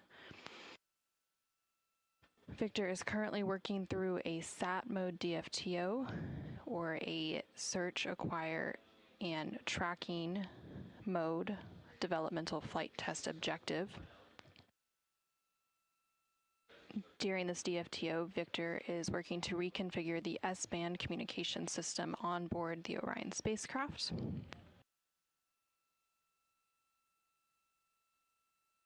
The Orion S-band communication system provides functionality of 4 radios in one, and allows communication with multiple space vehicles, as well as NASA's Near Space Network, NASA's TDRS system, and the NASA's Deep Space Network.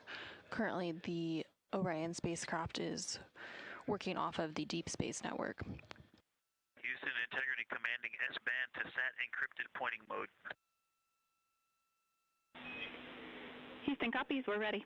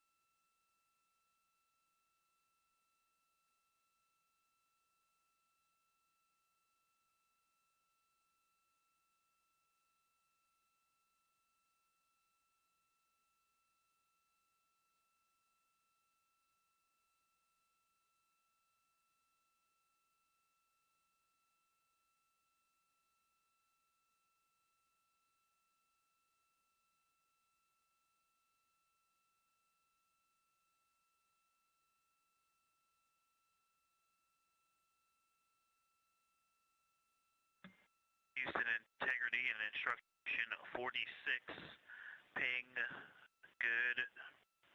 Baseband processor frame is locked. It was 2 minutes 45 seconds. Checking with you to proceed to step 4.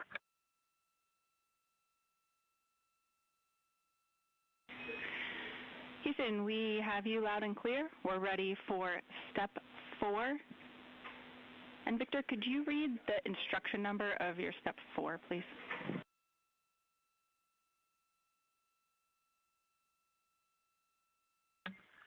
Step 4, titled Test 1, testing sat mode receive link recovery capability, is instruction 43. Okay, thanks. That is what we had. I think I misheard an earlier instruction call from you. Thanks.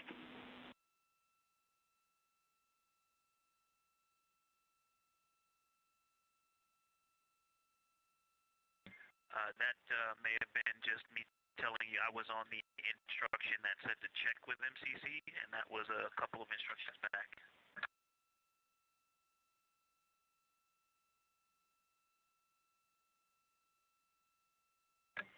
Houston, integrity, ready for receive link, loss of signal.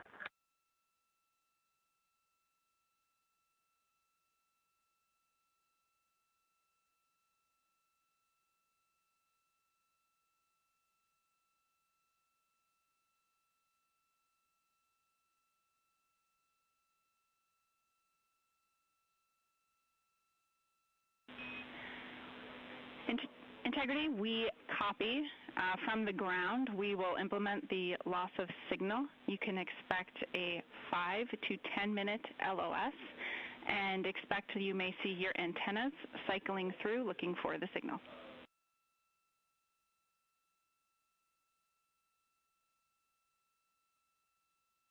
Copy all, and we're watching.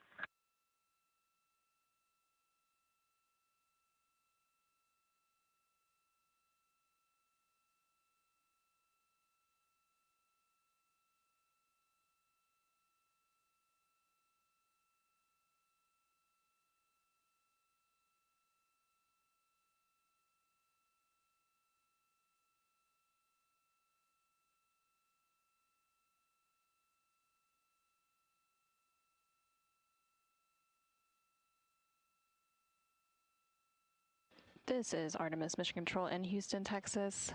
On board the Orion spacecraft named Integrity, NASA astronaut Victor Glover continues to work through the SAT mode DFTO, or the Search, Acquire, and Tracking Developmental Flight Test Objective. And he has been coordinating the steps and procedures between the team here in Mission Control Houston, namely the CAPCOM, or Capsule Communicator, who is currently Jackie Mahaffey. Of course, there's many other console positions here in Mission Control, but they all flow their information through the Capcom, and they serve as the single voice link. So for this particular developmental flight test objective, one of the main console positions working all of the objectives is the INCO position, and that stands for Instrumentation and Communication Officer, and they are responsible for managing the communication systems of the Orion vehicle, including the phased array antennas, baseband, signal processors, and audio systems.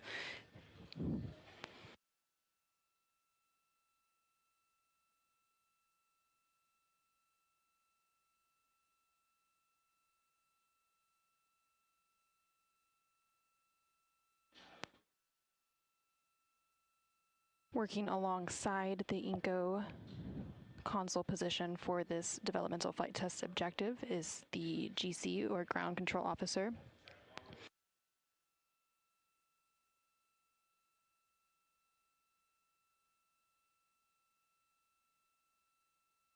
And that position manages the team that maintains and operates ground and network facilities, including voice systems, building systems, redundant power systems, and more. And there you're currently seeing a live look inside the Artemis Flight Control Room here in Mission Control Houston, and it's actually just down the hall in the same building as the International Space Station Flight Control Room, which is continuing to monitor the operations of the International Space Station and that crew. So currently there are 2 different NASA crews flying in space. Of course, the Orion spacecraft and its crew, comprised of NASA astronauts Reed Wiseman, Victor Glover, and Christina Cook, and CSA, or Canadian Space Agency astronaut Jeremy Hansen, on board the Orion spacecraft on its way to the moon. Yesterday, they completed the translunar injection burn, or TLI burn, which set it on its path towards the moon and back on a free return trajectory, and they are currently about 130,000 miles away from the Earth and about 140,000 miles away from the moon, so they're about halfway.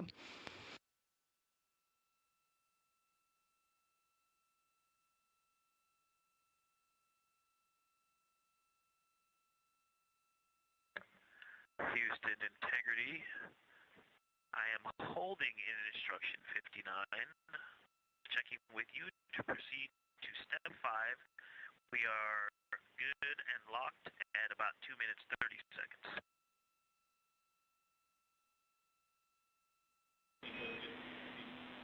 Victor, we have you loud and clear as well, and we are ready for you to proceed to step 5.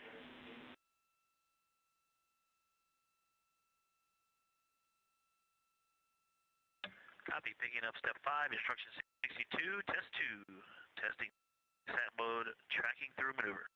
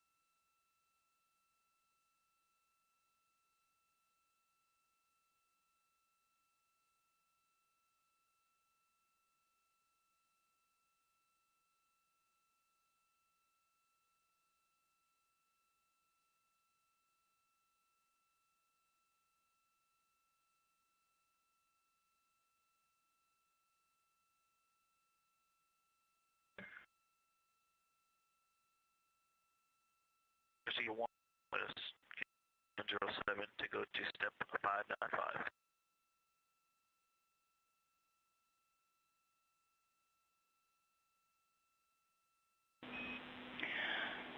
Victor, we had you loud and a little choppy, but copied. You're ready to proceed to step 5.5, and we are ready.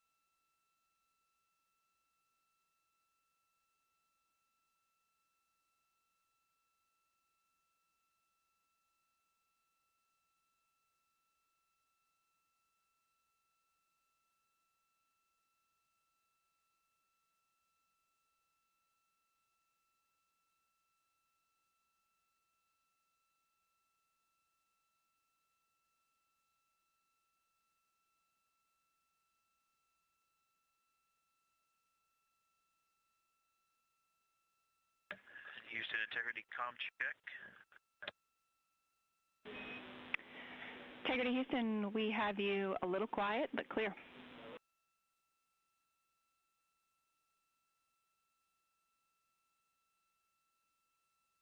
Awesome, and that one, it was only, it went back to locked and ping good in seconds. It was definitely not minutes.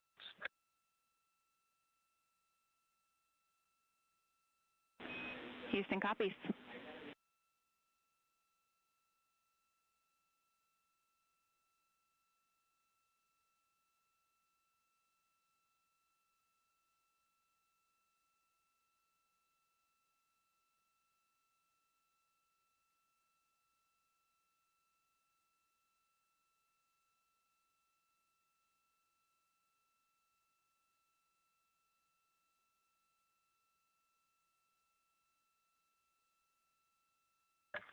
And Houston integrity instruction 136, desire to exit sat mode early. How would you like me to answer that question? Yep, we would like you to answer yes. We'll go ahead and try to buy back a little bit of time by not waiting for those bailouts.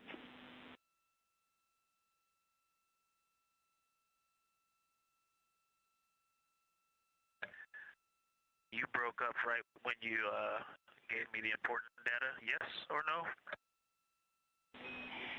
Yes, yes.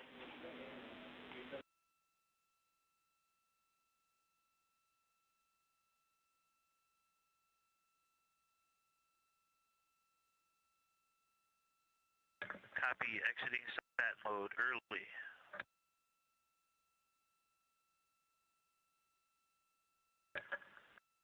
Houston integrity commanding SD pointing. Houston copies. You're commanding S-band to GNC pointing.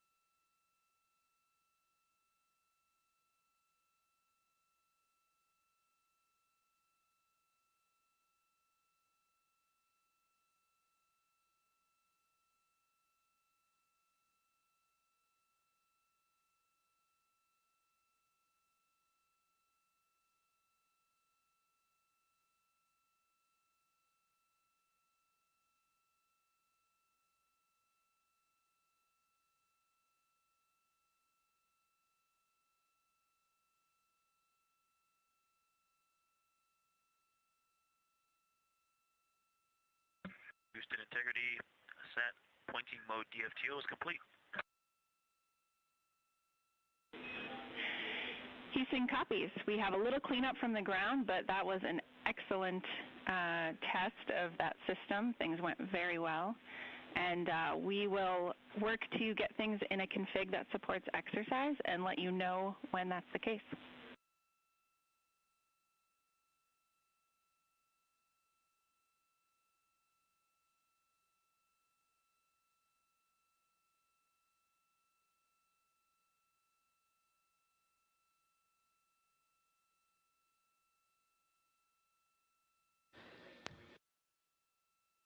This is Artemis Mission Control in Houston, Texas.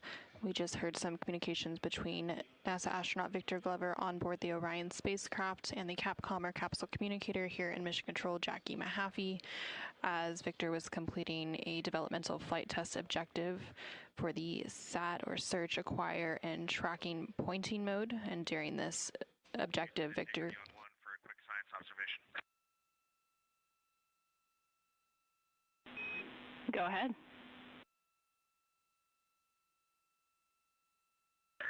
Hey, Jackie, while Ike was busy doing that DFTO, he inadvertently put the moon directly in the center of the docking hatch, and we took some long lens photos, and we can see all of Orion and maybe even a bit of the annular ring. So we know we aren't in Earth orbit, low Earth orbit anymore.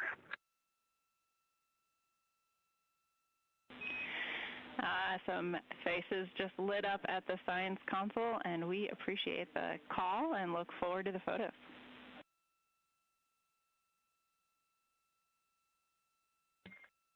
We'll put him in the PAO now, Linky. Thanks.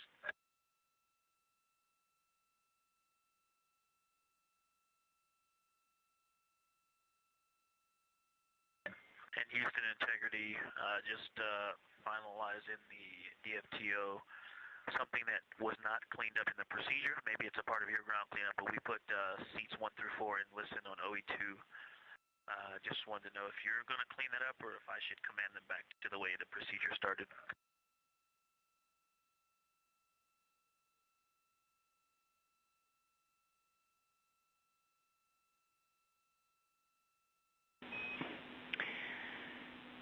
Victor, we think seats 1 through 4 were in listen on OE2 to start with. Was that what you were asking about?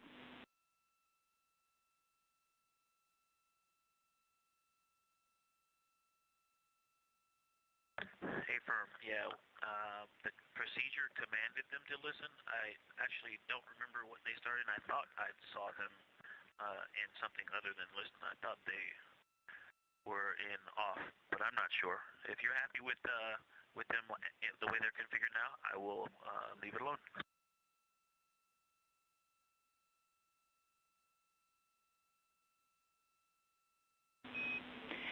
Yep, we are happy with the current config. Thanks for checking.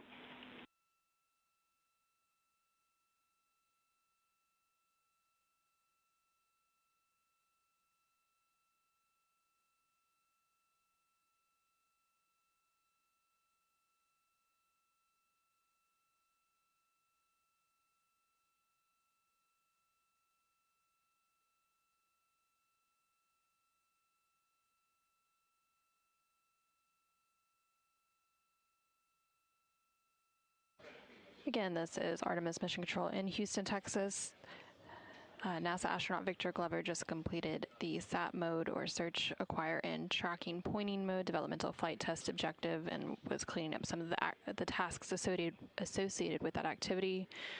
During that, we also heard a call down from NASA astronaut Reed Wiseman, who is the commander of the Orion spacecraft for the Artemis II mission.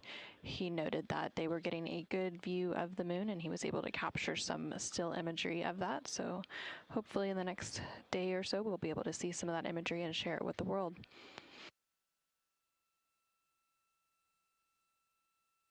The team here in Mission Control is also working to reconfigure some of the spacecraft so that CSA or Canadian Space Agency astronaut Jeremy Hansen can complete his scheduled daily exercise using the flywheel device.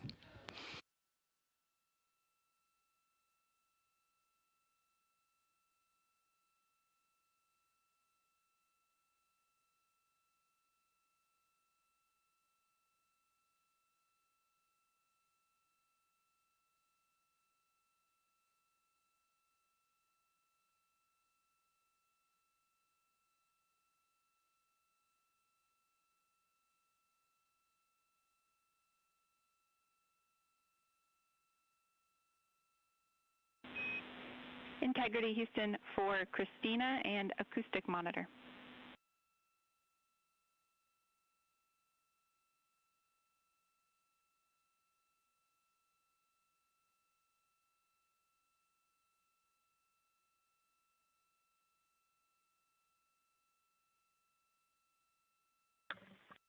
Go ahead. And also, before we start into that, can you verify toilets go?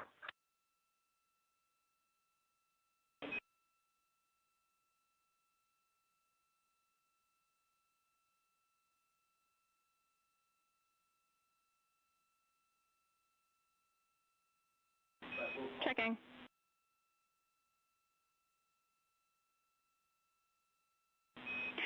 Christina, toilet is go.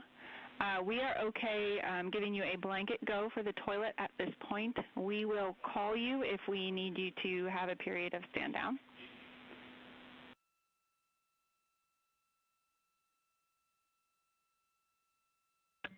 Okay, thank you. We copy that. And so does that mean we can disregard any no-use bans that are on Optimus? And I actually haven't checked Optimus, but we are going to completely go on the operating principle of we are good unless you have told us not?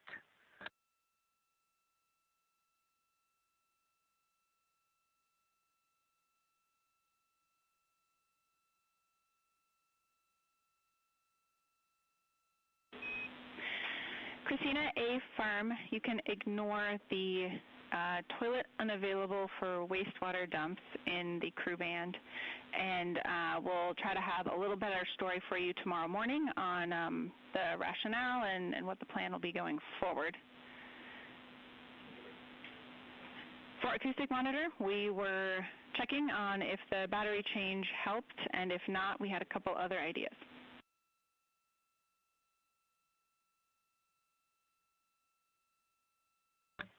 Yes, Jackie, I was just waiting on that DFTO to be over to give you a call about it.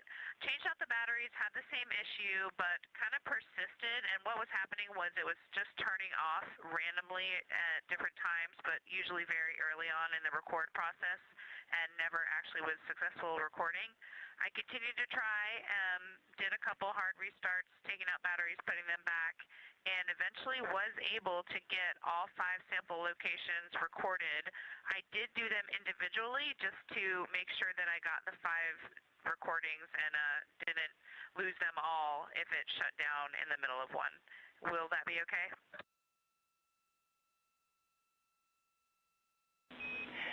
Christina, that sounds great. Thank you for wrangling the batteries. And a little bit of intel we had was that sometimes those batteries do have difficulty seating. So maybe one of the swap outs helped a little. But if in future activities it continues to be a struggle, there is an option to power via the PCD. So just let us know.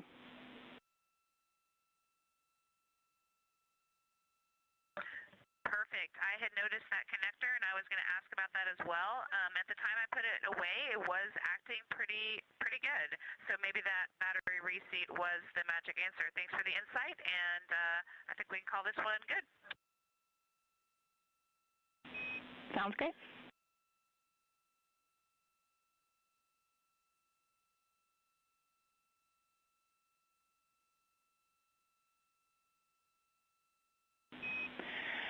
Christina, one more follow-up on the acoustic monitor. When you recorded the toilet, did you do it by opening the lid or pulling the funnel off?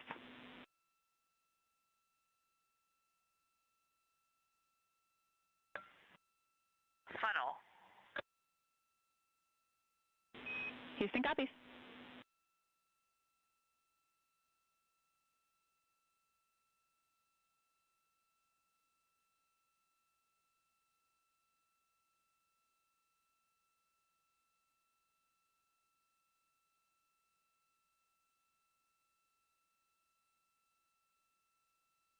This is Artemis Mission Control in Houston, Texas. We just heard some communication there between NASA astronaut Christina Cook, who is one of the mission specialists aboard the Orion spacecraft, and the Capcom or capsule communicator, which you can see there on the center of your screen, Jackie Mahaffey. Christina is currently working through another developmental flight test objective related to the toilet acoustics. So as part of this objective, they're collecting some acoustic or sound data related to the toilet on board the Orion spacecraft to evaluate the operational sound levels.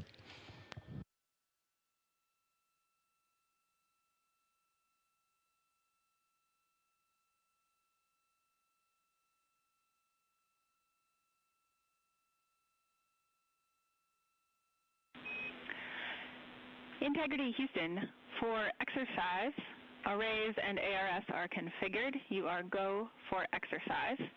And let us know if you'd be willing for us to come on board.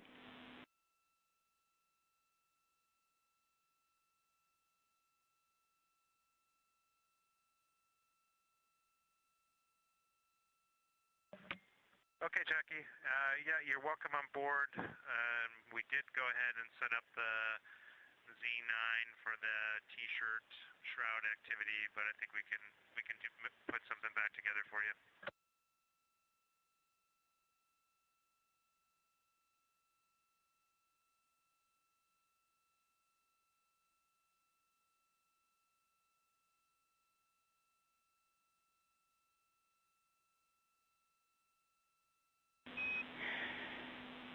Jeremy, for clarification, are you reporting that you completed the Z9 shroud build, or were you in the middle of it and would need to tear down to set up cameras?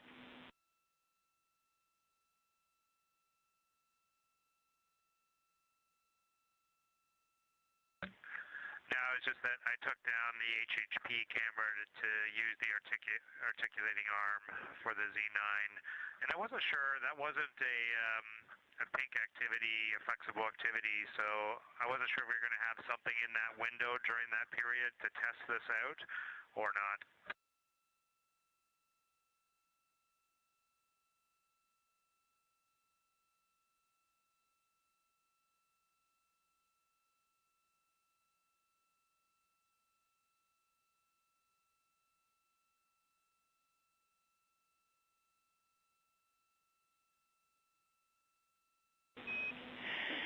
Jeremy, it was absolutely okay to set up the Z9 shroud early, and really it's just a spatial logistics check there, so we didn't need a particular target, and if you are happy with how you would set that up on the flyby day, then you are welcome to take whatever you need to set up other cameras.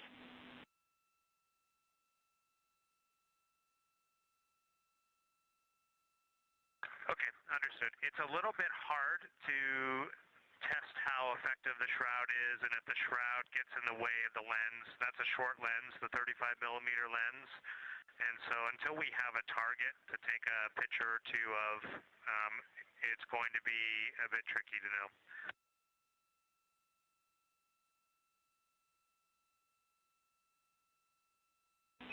Houston copies.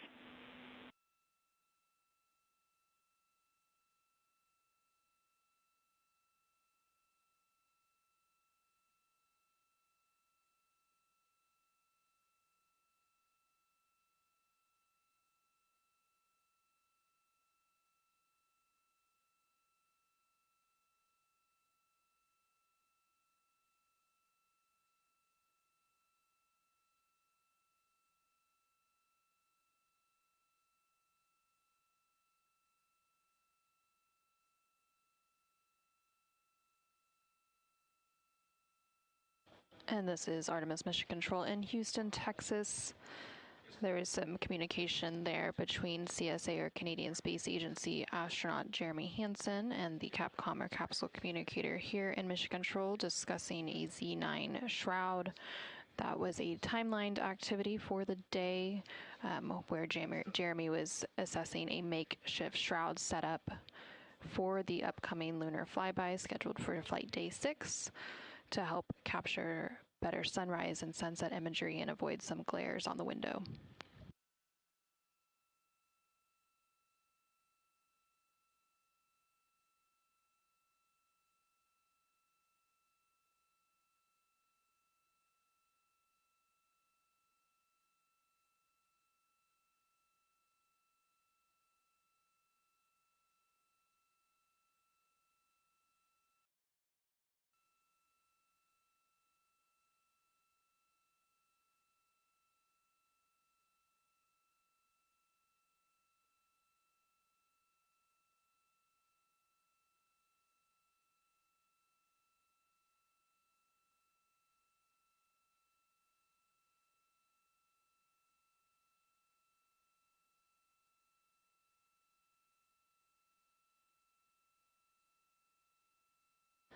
This is Artemis Mission Control. We're currently 2 days, 3 hours, and 52 minutes into the Artemis II mission, following a liftoff from NASA's Kennedy Space Center on April 1st at 5:35 p.m. Central, 6:35 p.m. Eastern. The crew has, of course, been capturing a ton of imagery during their mission, and this image there on your screen is a recent image that was uploaded and shared publicly. It was captured by the crew on the second flight day of the mission, and it shows the Orion spacecraft there in the foreground with the moon in its distance, and it was captured by a camera on the tip of one of its solar array wings, or SAWs. And there are 4 cameras, one on each of the 4 solar arrays, that have been capturing imagery throughout, and they often provide our live views as well. So now, on flight day 3, the Orion spacecraft is about 139,000 miles away from the moon, so a little bit closer since yesterday, and it will continue to close in on that target, the moon, with the lunar flyby and closest approach being made on flight day 6.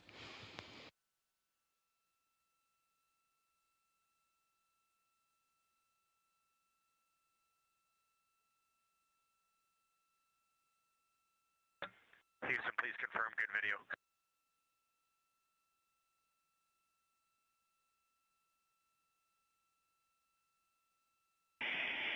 Hey, we are going to do an ACU swap, and we got good video, but just know we're going to lose voice for a minute while we do ACU swap.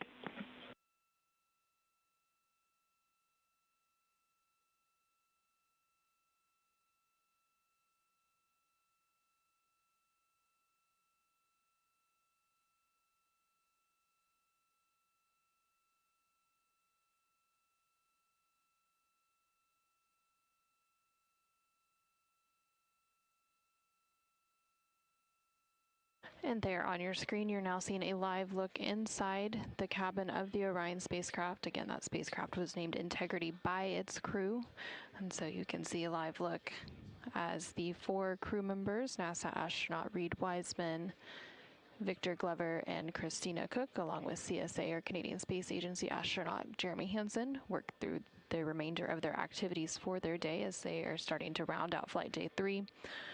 On the left-hand side of your screen, you can see NASA astronaut Victor Glover there. Integrity, Houston, voice check after ACU config.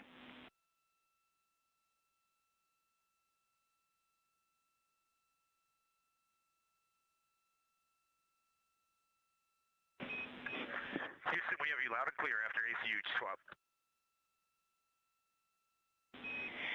Reed, we have you the same, and a little bit of clarification. It was not a swap. That was my mistake on words, but it was some reconfiguration after the DFTO.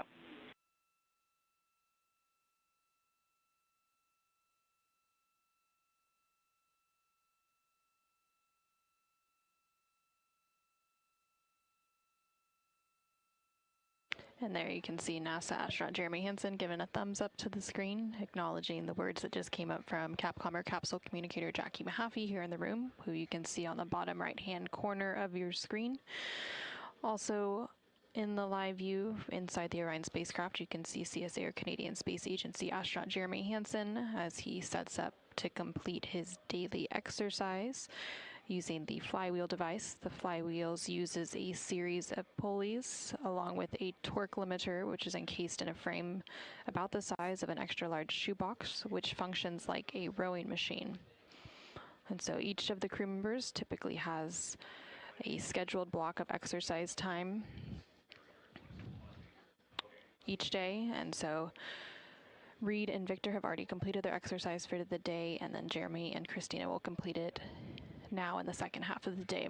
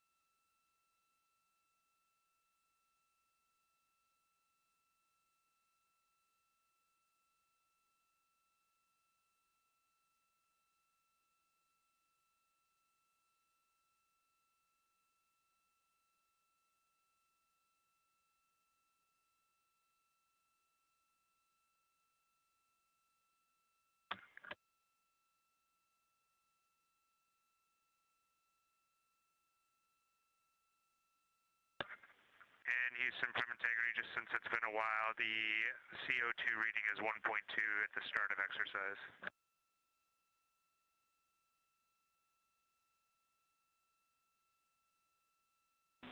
Houston copies.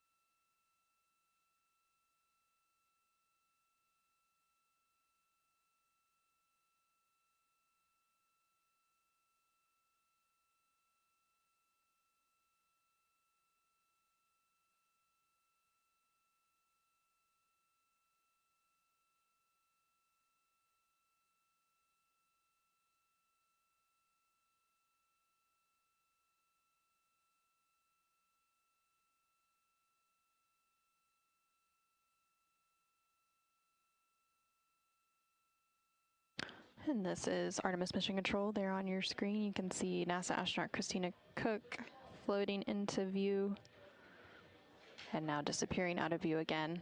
And then on the bottom right-hand corner of your screen, you can also see a view inside Mission Control here in Houston, and that is the Capcom console. And next to that is the flight director console.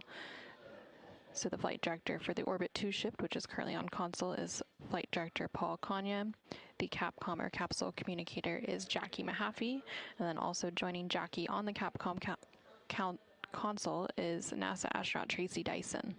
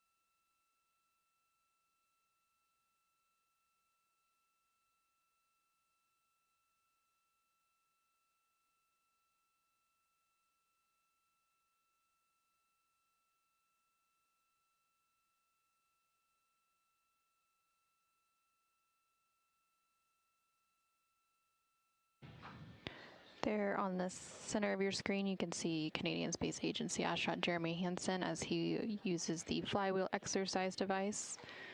To use this device, the crew places a strap between their feet, and then they pull on the strap, which allows them to perform different types of exercises, including aerobic, resistive, and rowing exercises. By strapping their feet against the footplate of the device, they can also use the bar to perform exercises such as bicep curls, bent over rows, and deadlifts. And then using a harness, the crew can also perform exercises such as squats and calf raises.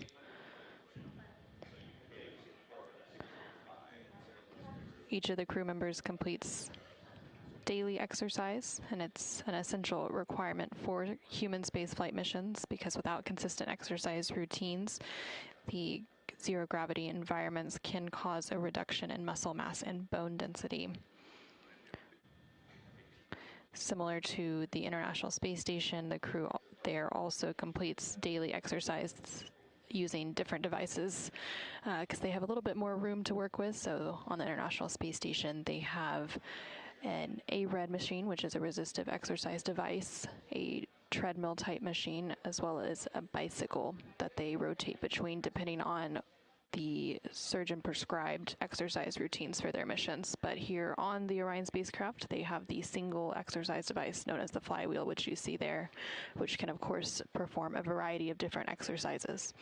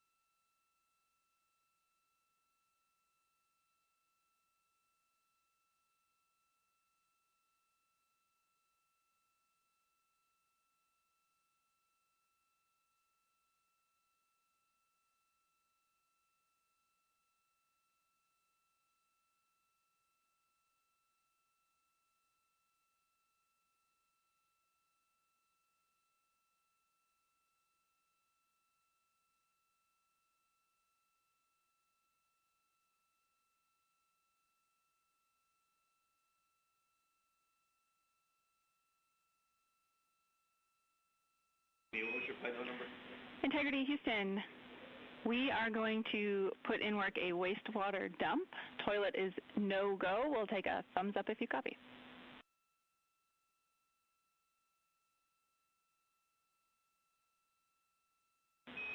Copy thumbs.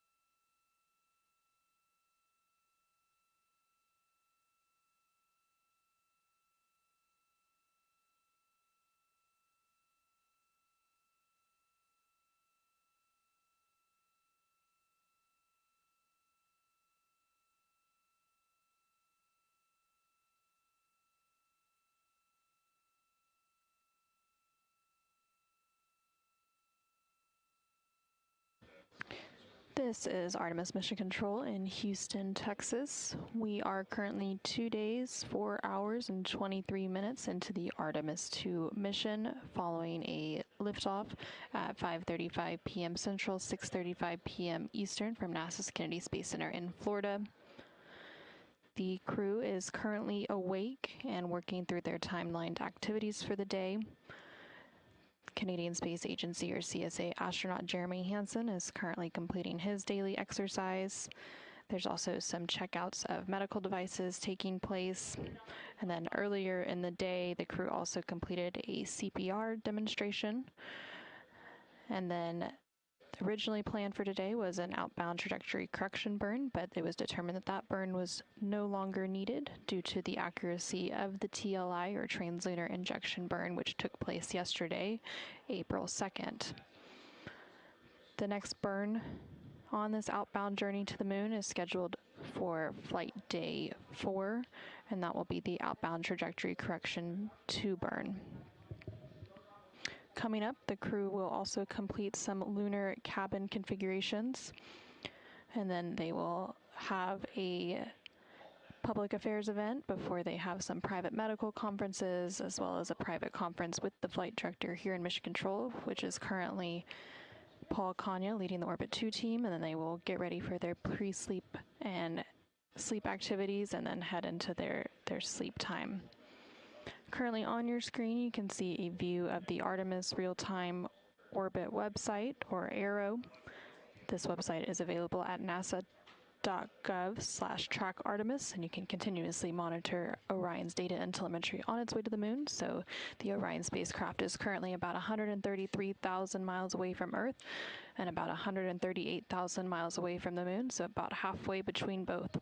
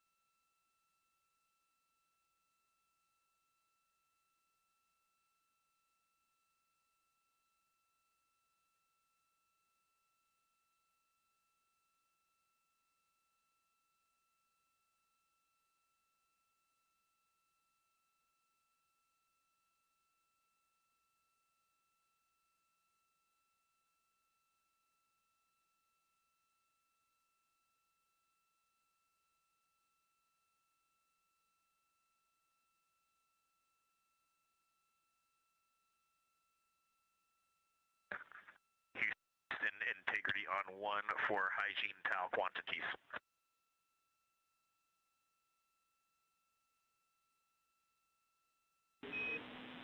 Go ahead.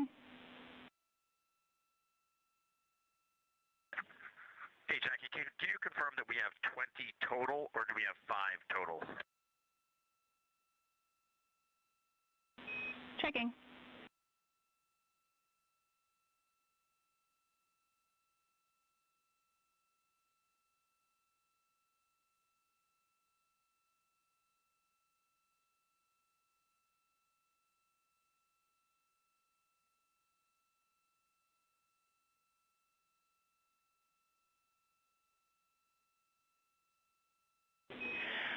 Integrity Houston, no action on the enabled ECLIS caution related to the wastewater dump, and we'll look at it from the ground. Copy that.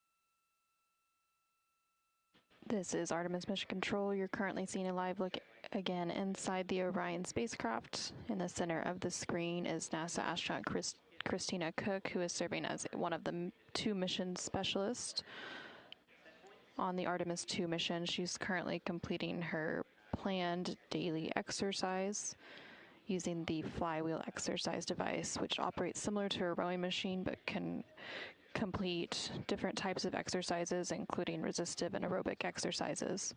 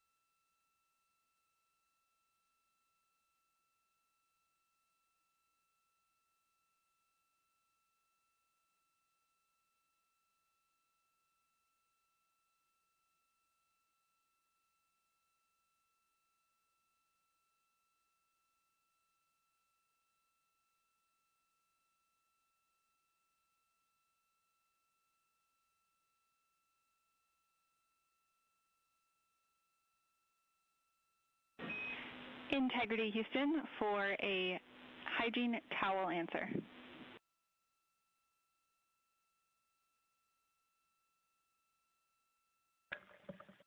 Go ahead. Here, there are in fact 20 total towels on board. You can find more in locker Echo, purple bag 15, and they are hiding inside unused fecal canisters.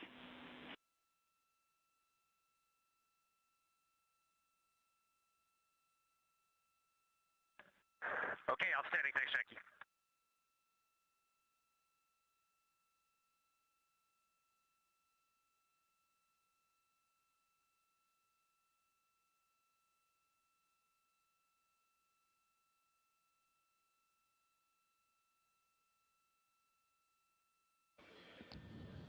And you just heard some communication there between the Capcom or capsule communicator here in Mission Control, Jackie Mahaffey, and the crew on board the Orion spacecraft as they were working to track down or count some hygiene towels.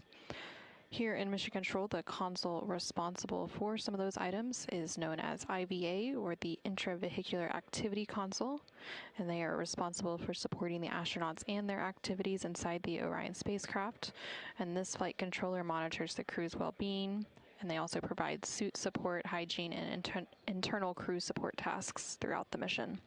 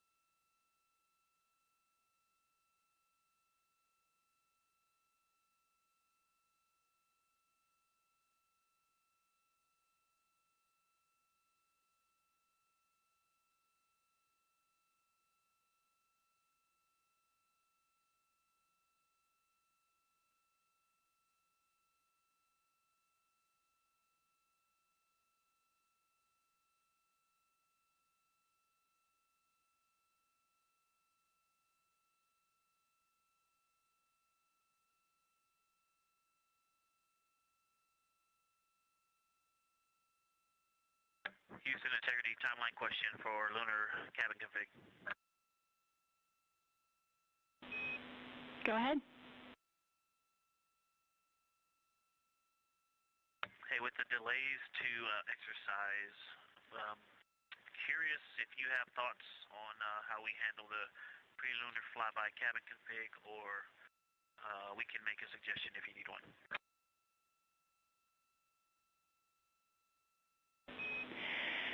Hey, Victor, we'd like to hear your suggestion. We've been talking a little bit about the timeline and priorities for the rest of the day, and we know it's going to be a squeeze. What you thinking?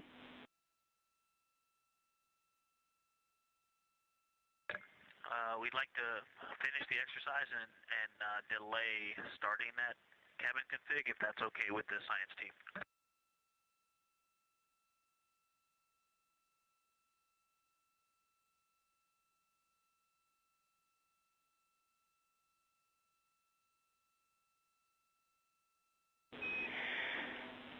And Victor, when you say delay, do you have a time estimate for us? We're just looking ahead at some of the blue box activities and thinking ahead to the rest of the shuffle.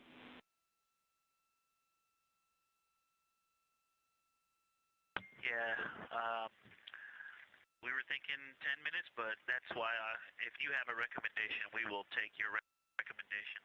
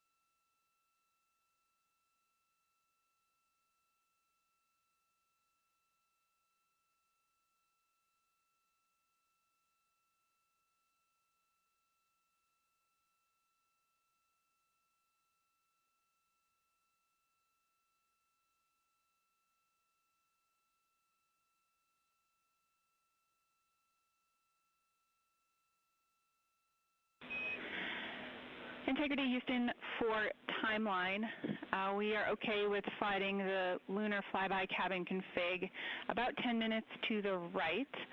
We do want to aim to give you that full duration of that activity, but we'd like it to be complete by the start of the DSN EMERCOM DFTO. It's going to be most useful to do that activity together.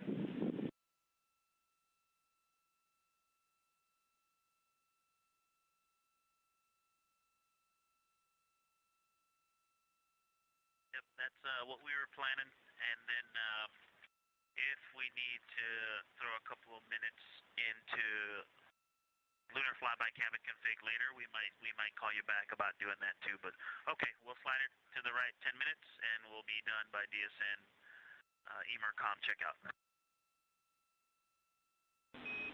Sounds like a plan.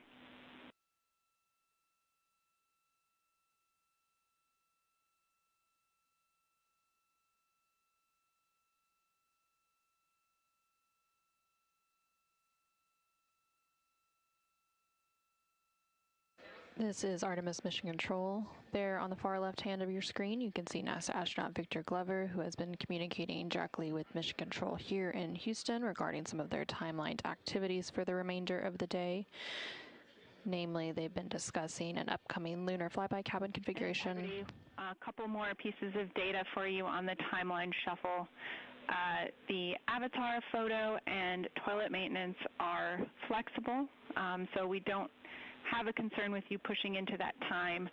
You could pull the avatar forward. The second person does not necessarily have to be Christina.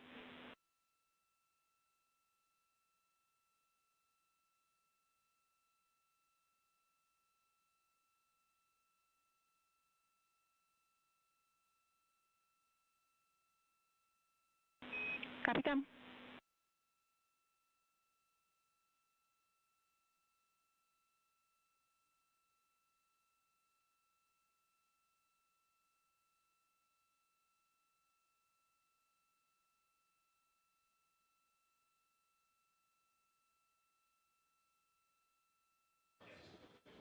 And they were discussing moving the lunar flyby cabin configuration. During this particular activity, the crew will develop and document an ideal configuration of the Orion spacecraft internal cabin for the lunar flyby observation period, which will take place on flight day 6.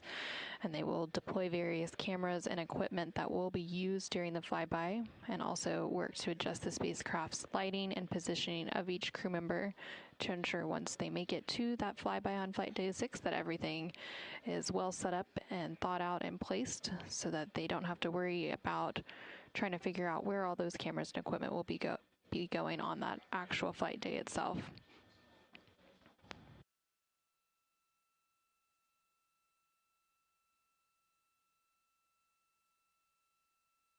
There was also mention of some activities related to Avatar, and this refers to a science investigation flying on Artemis II.